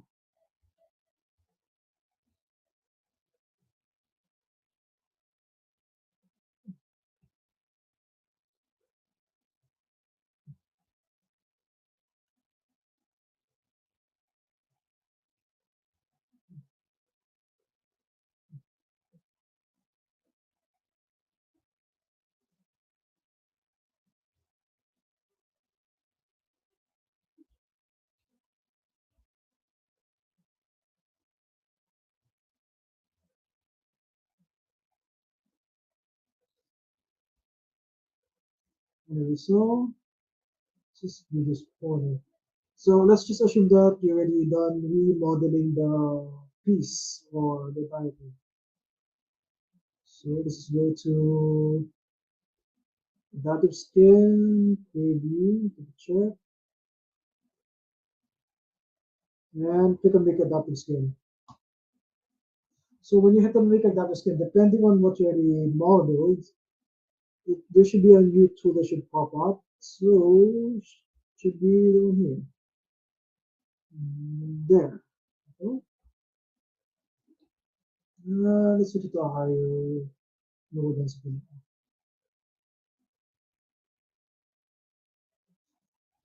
Let's go to adaptive skin again. Let's set it to 1 density. To check how it's gonna look like after you make adaptive skin or turn it to a poly mesh, click on A. A.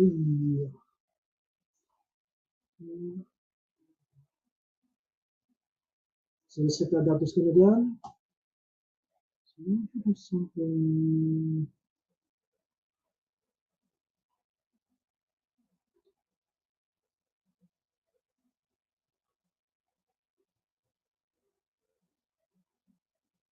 No, I did it's not right. It's already.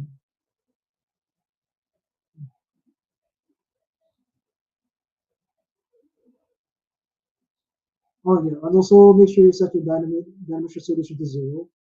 I have to check that already.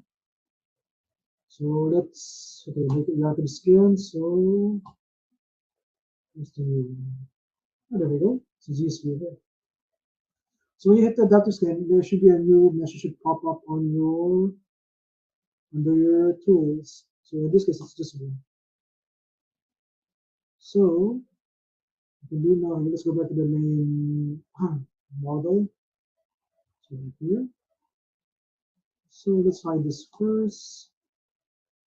Append and our new object should appear here. Latest one. There we go. Let's click on that. So example, like in the artwork here, if you notice this curve is creased.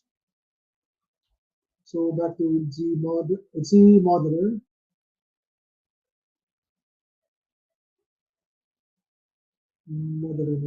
Here we go.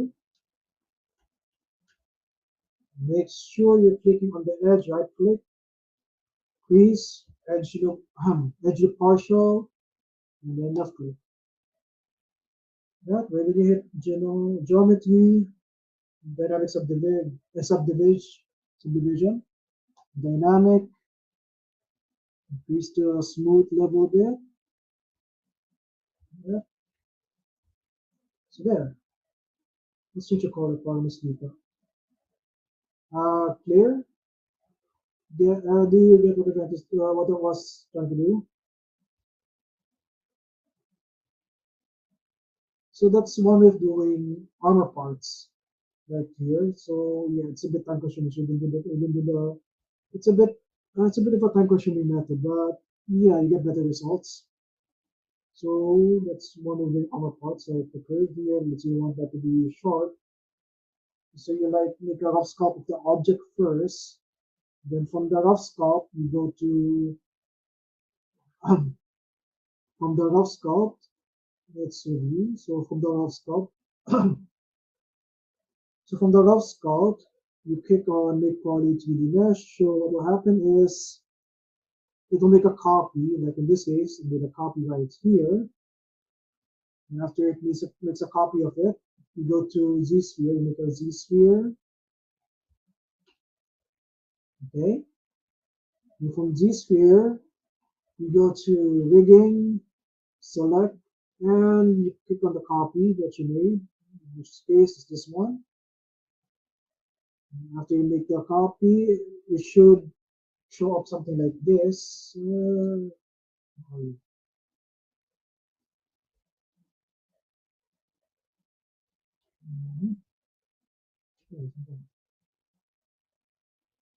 Show something very familiar.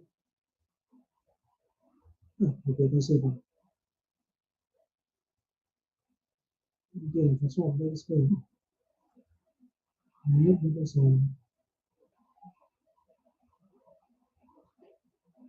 is oh yeah, that's the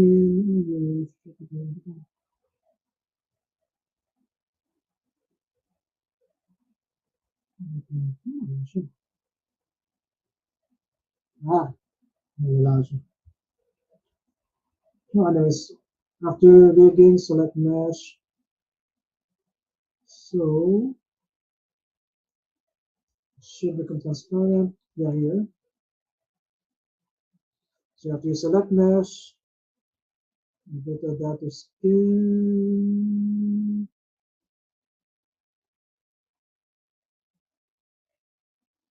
What preview?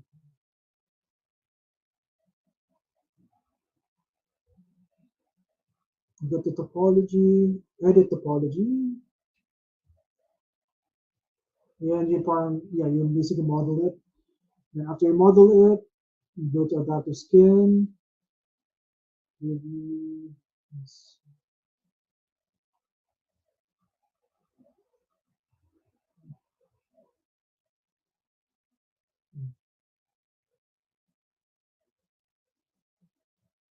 Sure. Anyways, so what else we can talk about? Okay,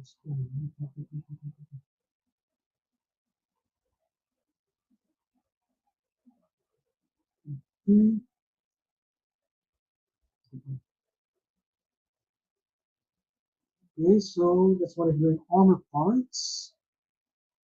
So just review again. So after rigging, select mesh. Okay. What else? Just reading the comments. Okay, next. Let's go back to the new model. Okay, let's run on everything again. Okay, so this one is doing armor. So let's just do a quick review. So after you sculpted like the just sort of shape, so you go make poly 3D mesh. So what happens when you make a poly 3D mesh? It will create a copy of it as a single piece, which is right over here. And after that, you make a Z sphere. It's right over here. Oops. So after you make a Z sphere, you go to rigging, select mesh, then you pick the copy, that's this one, then you start modeling it. Yeah. Okay, what other things? Select the color thing. Let's see, those are the tools I usually use if just working within ZBrush. But yeah, at some points I try using other software to update the workflow. Like example, actually this armor piece, I would probably have modeled it in Maya first, get the rough shapes in, and then bring it to ZBrush and then detail it from there. Else, booleans, yeah, booleans. Another useful tool I use in ZBrush is the booleans option. This is example. There's the booleans here. These are booleans.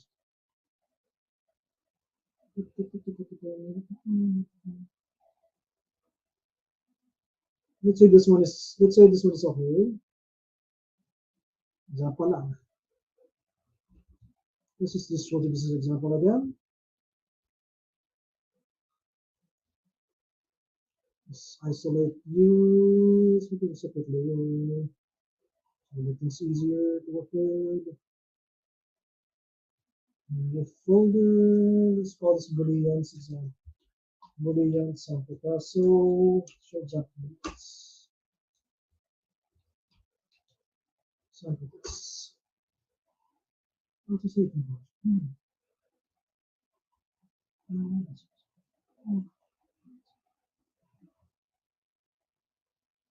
Let's see.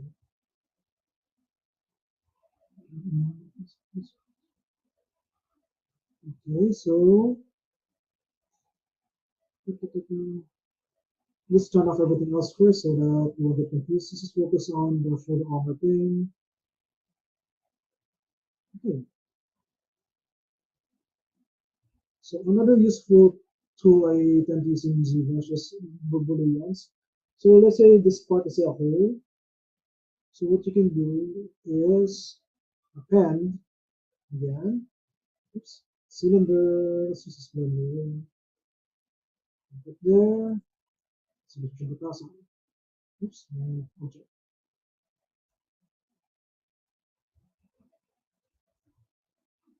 So we can go over here.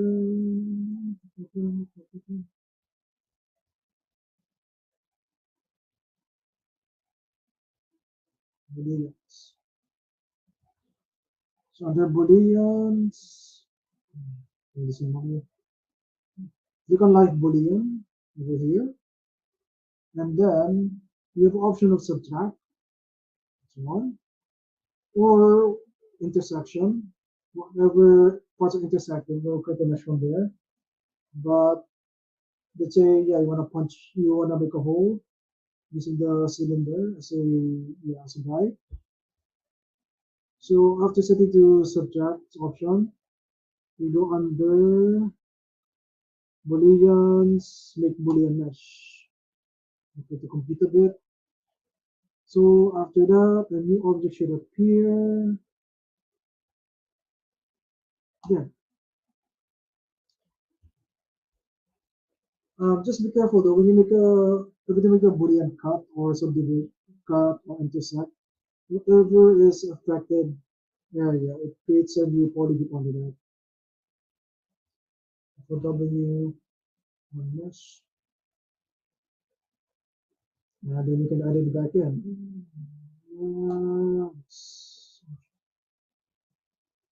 Grab pen, and it should appear. Yeah,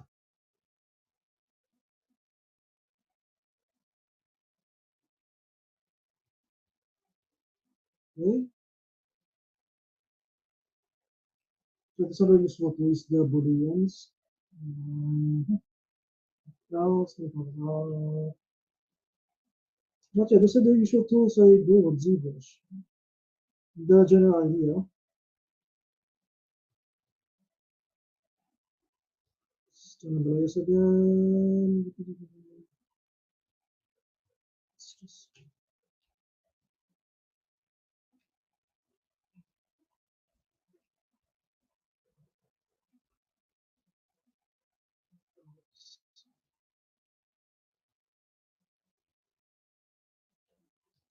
also, another thing about folders is you can also move things according to my folder. Let's say you put all your clothing in one layer, but like what I did here, I put them all in one folder.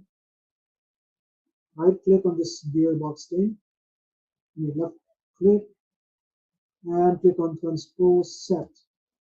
What that will do is, whatever's within the same folder, it will affect it. So since all the clothing I put them in one folder, so if I move this, it should only affect the clothing layer. The mask. But first, I gotta get rid of the mask. Yes, mask and surface. Clear, clear, clear, clear, clear, clear. Let's just unmask first.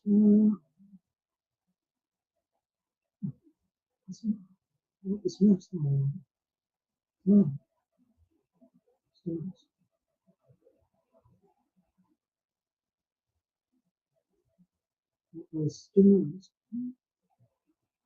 Wait, nakamask ko. Oh,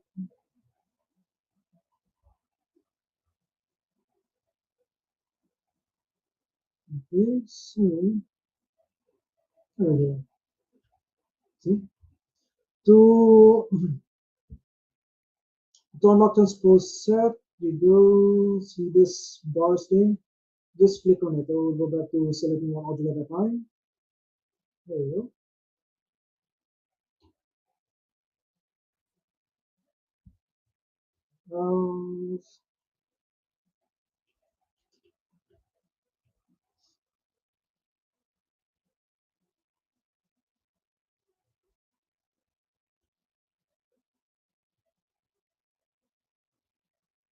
Yeah, but those are basically most of the basic tools I use here. It's just a matter of, yeah, just using those basic tools and just start building up to get the sculpting.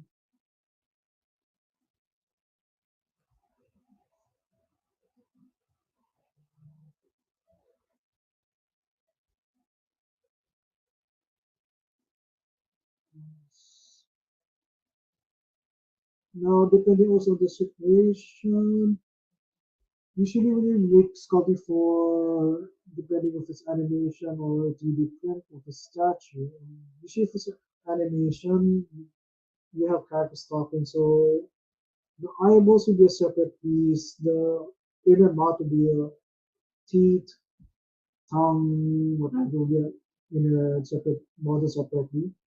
So let's just assume this character will be talking, maybe in a show or something. So you have to separate the lower parts, I mean the lower jaw from the inside parts. So let's focus back on the head. Let's turn off everything first. Let's focus on the head again.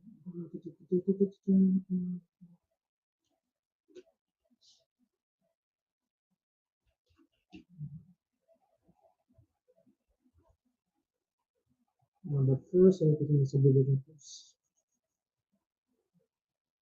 Uh,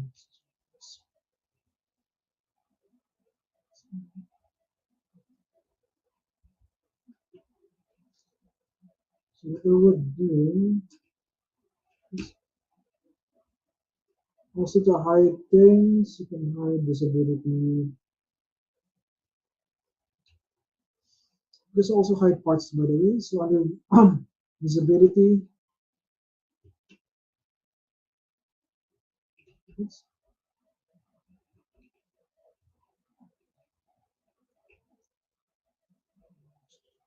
so you want to hide the lower jaw first, so you can add the mouth. Then you can add the inner mouth instead of the lower part. Hide part. Oops, wrong part. There we go. Hide part. There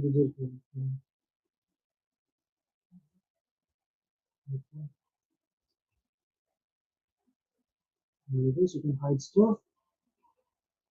So let's say you need to sculpt the inner parts.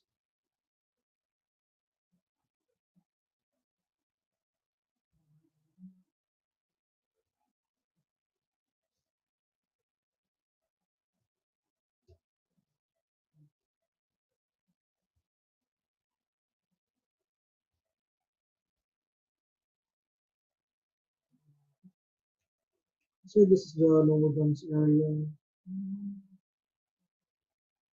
Actually, I think I need to.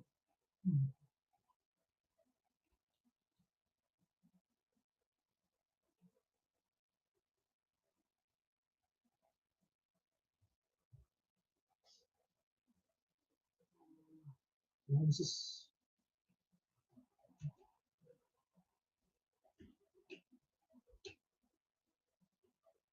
there we go.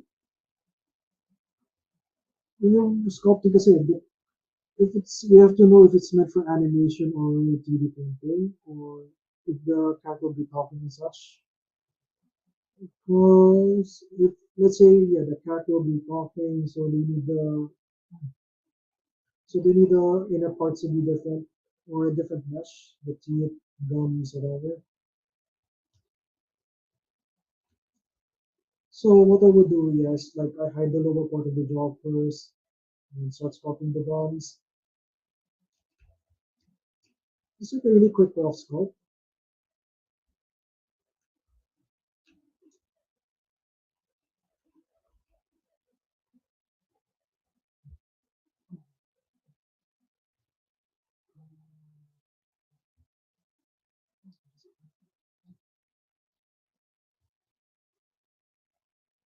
You don't need to like go over the detail on it yet.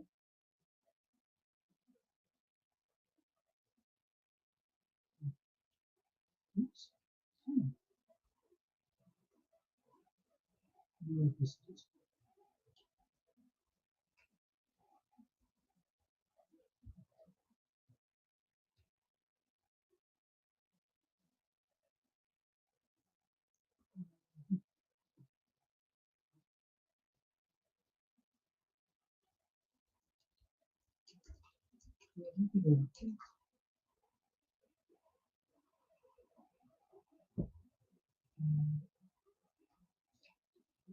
Again, I'm just going through the most of the tools I use because obviously we won't be able to finish the whole character in just 1 second. Just a really quick, rough, dirty tools I usually use. For W to make it one mesh. Modify, mirror world, activate symmetry.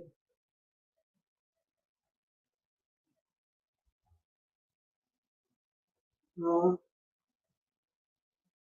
just, oops. Oh yeah, also when you're sculpting, another setting you should be careful is under brush is backface mask. So what backface mask does is basically it makes sure when you set it to let's say 100%, It makes sure that whatever is sculpting below won't get affected. For example, sometimes because when you're sculpting, if it's too thin, whatever below will get affected. For example, I want to take in this, but since this portion is pretty thin, so the bottom part will might get affected. So if it's backface masking to off, let's say I want to take in this part, it's also gonna affect also the bottom part. Yeah, it's affecting the bottom part a bit.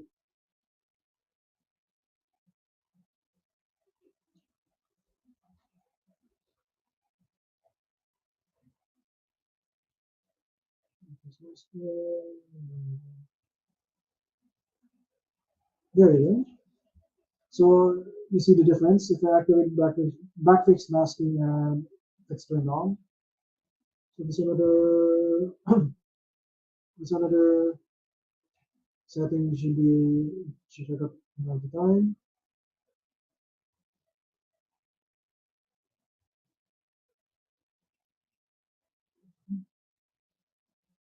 No, this is the rough spot.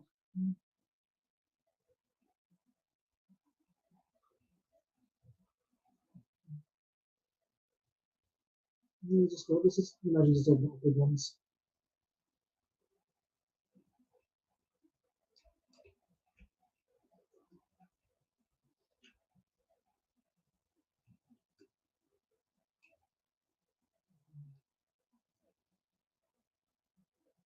Okay, this more necessary is copy. Just try to get the basic shape of everything first. Don't think about the details yet.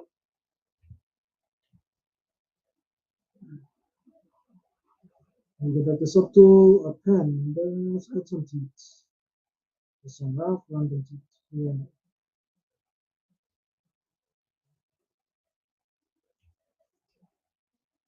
Oops. Wrong way.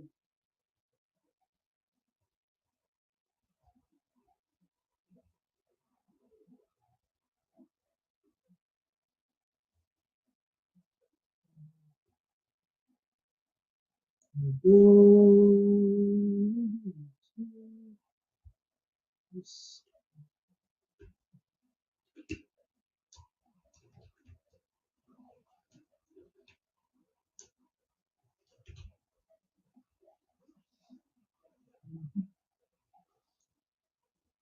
Ah,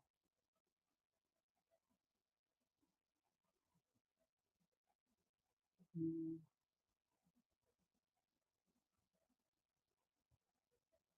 okay.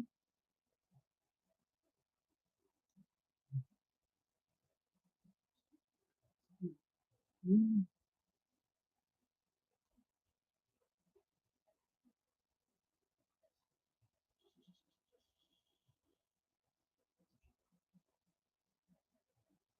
so just buy the music again.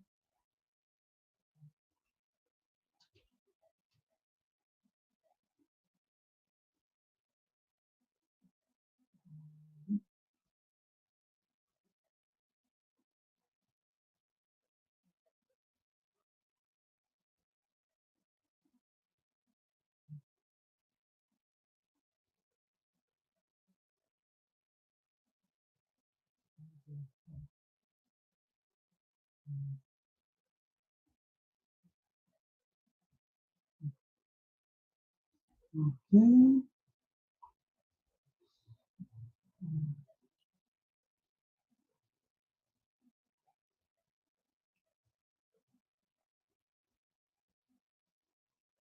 Alright.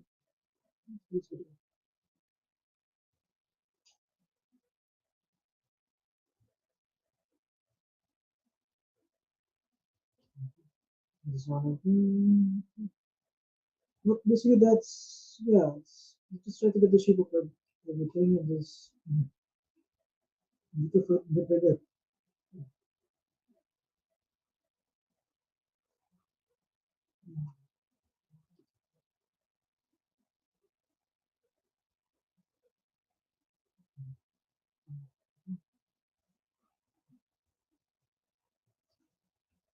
Mm,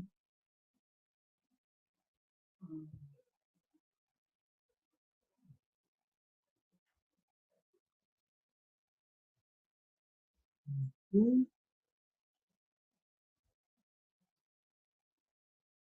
So just add teeth, deeper the teeth.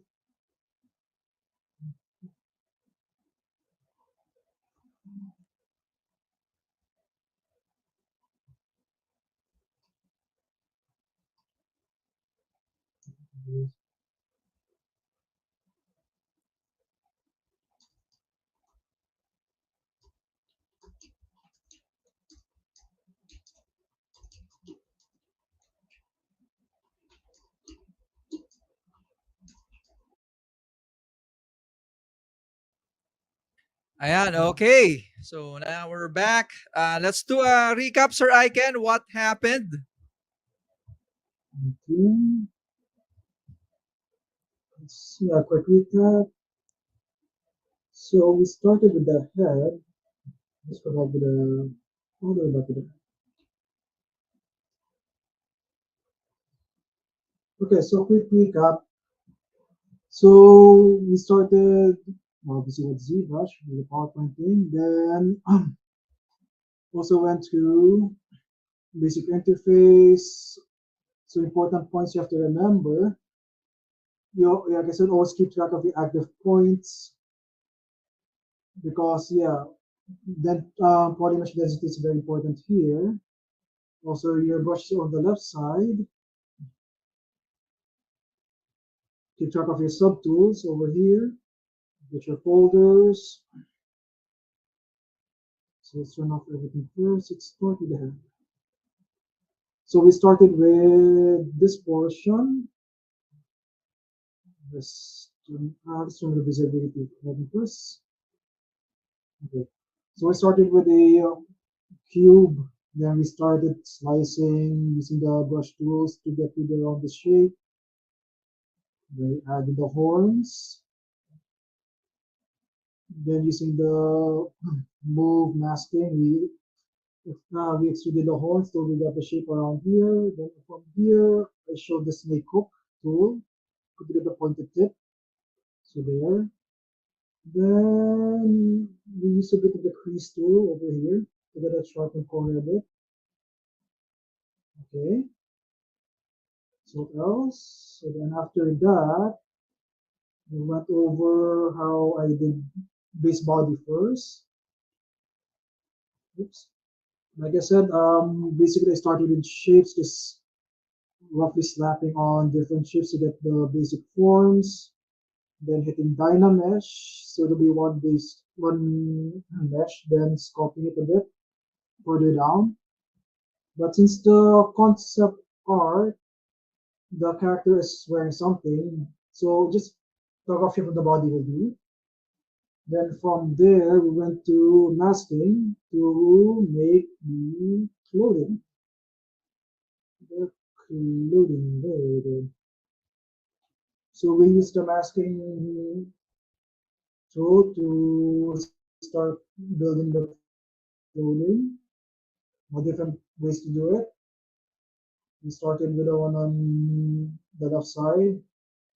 Then after the left side, we went to the right side and showed you the other option is using panel loops. Then from panel loops, we went to the trimmings. So one way we did this one was masking and then using the Z modeler over here to add thickness. So to add thickness using extrude and making sure body group all is set. So that's one option. So the other option of making things at trimmings is using the matchmaker over. What is the matchmaker? There, matchmaker. Using the matchmaker tool. So that's the other option. Then after the trimming, we started just very quick with the armor, like this shoulder piece. One way to go about it, which is you make a really rough sculpt of it. No, you really make a rough sculpt of it first. Like you don't need to go overly detailed, just try to get the rough shape.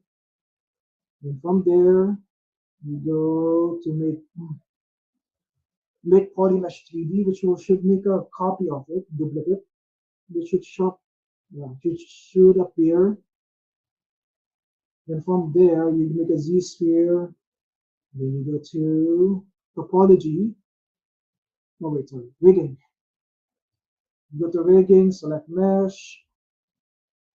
Then you select the copy. Select the, select the copy.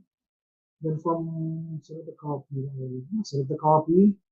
Then from there, you go to topology and you basically edit topology and you start rebuilding it so that you start adding the crease option, it will look a lot much cleaner. Like here, only did one part for now since this that method takes time to do. And we got a lot of time. So after we went to the shoulder armor, just a general idea how to make armor parts. I think we went to Z alpha brushes. So yeah, adding textures, different ways of adding texture to your sculpt using alphas. And then after that, we went just a quick run through using booleans also, using the shoulder armor as example. So you can use booleans to like maybe add details like holes, patterns. It depends on your creativity, what you can do with it. And then from there, I think the last part we were working on was the mouth. We're adding the gums and such, adding teeth. Yeah, I think that's last left off that. So I guess we can move to the Q&A now. Yep. First question I can is someone asked, what is the advantage when working with Maya? For me, I find Maya is better for like I don't know, hard surface, like mechanical objects, like maybe a gun, I don't know, weapons. For box modeling, I find Maya easier to do in Maya. ZBrush is really great for sculpting, but for hard surface stuff, I kind of prefer going using Maya first and then bring it to ZBrush.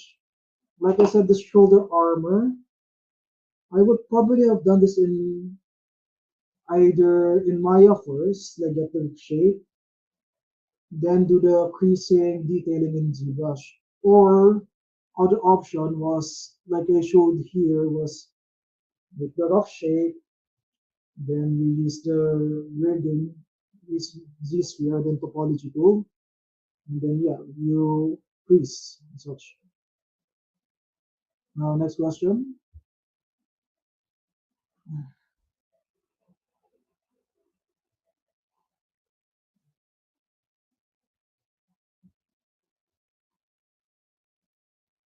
What is the preferred file format of Maya going to ZBrush? OBJ or STL, but I should prefer using OBJ. Okay. Next question is your preferred ano daw, your preferred graphics tablet for using ZBrush. Right now I'm using a Huayon Canvas 16, but if you Oh, can afford it, yeah, welcome's to the best brand, but it's almost expensive. okay. Next one. This one trips new users on again how to open or create a new document and how to save ZBrush. Oh, not saving for that. Okay, so when you're saving a ZBrush file, you go under Tool, here, Save As. And then you click on Save As, make sure the file format is as a tool. So you check Properties, it should be a .ztl. Yeah, GTL. Okay, .ztl. Okay, when saving your ZBrush Yeah, document. and make sure you're saving under Tools. Make sure it's under tool options. Ah, okay, under tools. Yeah, this Not camera. on not the same with the typical Windows applications na on upper No, left. no, it's not the same as it's not the same as a Windows app. Yeah. So yeah, that's a big difference. How do you make ano daw? Things exact in ZBrush. Let's say you want to create a cylinder at 5 inches.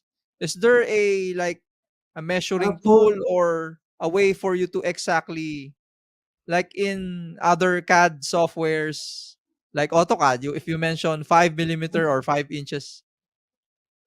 I would actually use Maya for that. There's Ah, another okay. advantage of Maya because in Maya you can get exact measurements. So when I export it, let's say I had some 3D printed projects that they needed a certain size. So let's say the client would say he needs a statue at let's say 5 inches. So I would make a cube in Maya that's exactly 5 inches and then export it to ZBrush and use that as a guide. Okay. I guess that's the last question. So I guess uh what would we be expecting on possibly our next session, Aiken? We can talk more about the polypaint tips man, and maybe a bit more the Z modeler, and maybe using Maya and ZBrush since yeah, my usual work was I could use Maya combined with ZBrush. Yeah, and I think some of our viewers are also curious on the ZBrush 2 substance Ah, painter going substance back and forth. painter and designer. Yeah, I tried the Yeah, yeah. software before. So hoping you can touch on that on our next meeting and session. Yeah, sure. Yep. So with that, once more, good evening everyone, and we hope you learned something new. We hope we have inspired you. So again, registration link is in the comment section and description below. We will forward the condensed version of this live stream for the benefit of our registrants, and we will be sharing the file as well. So, sir, I can pa-share na lang po. Please coordinate with Miss Nelsie on forwarding that file Sure. for our learners to have a learning reference. So with that, once Oh, more, thank you, sir Aiken, and thank you, everyone. all right.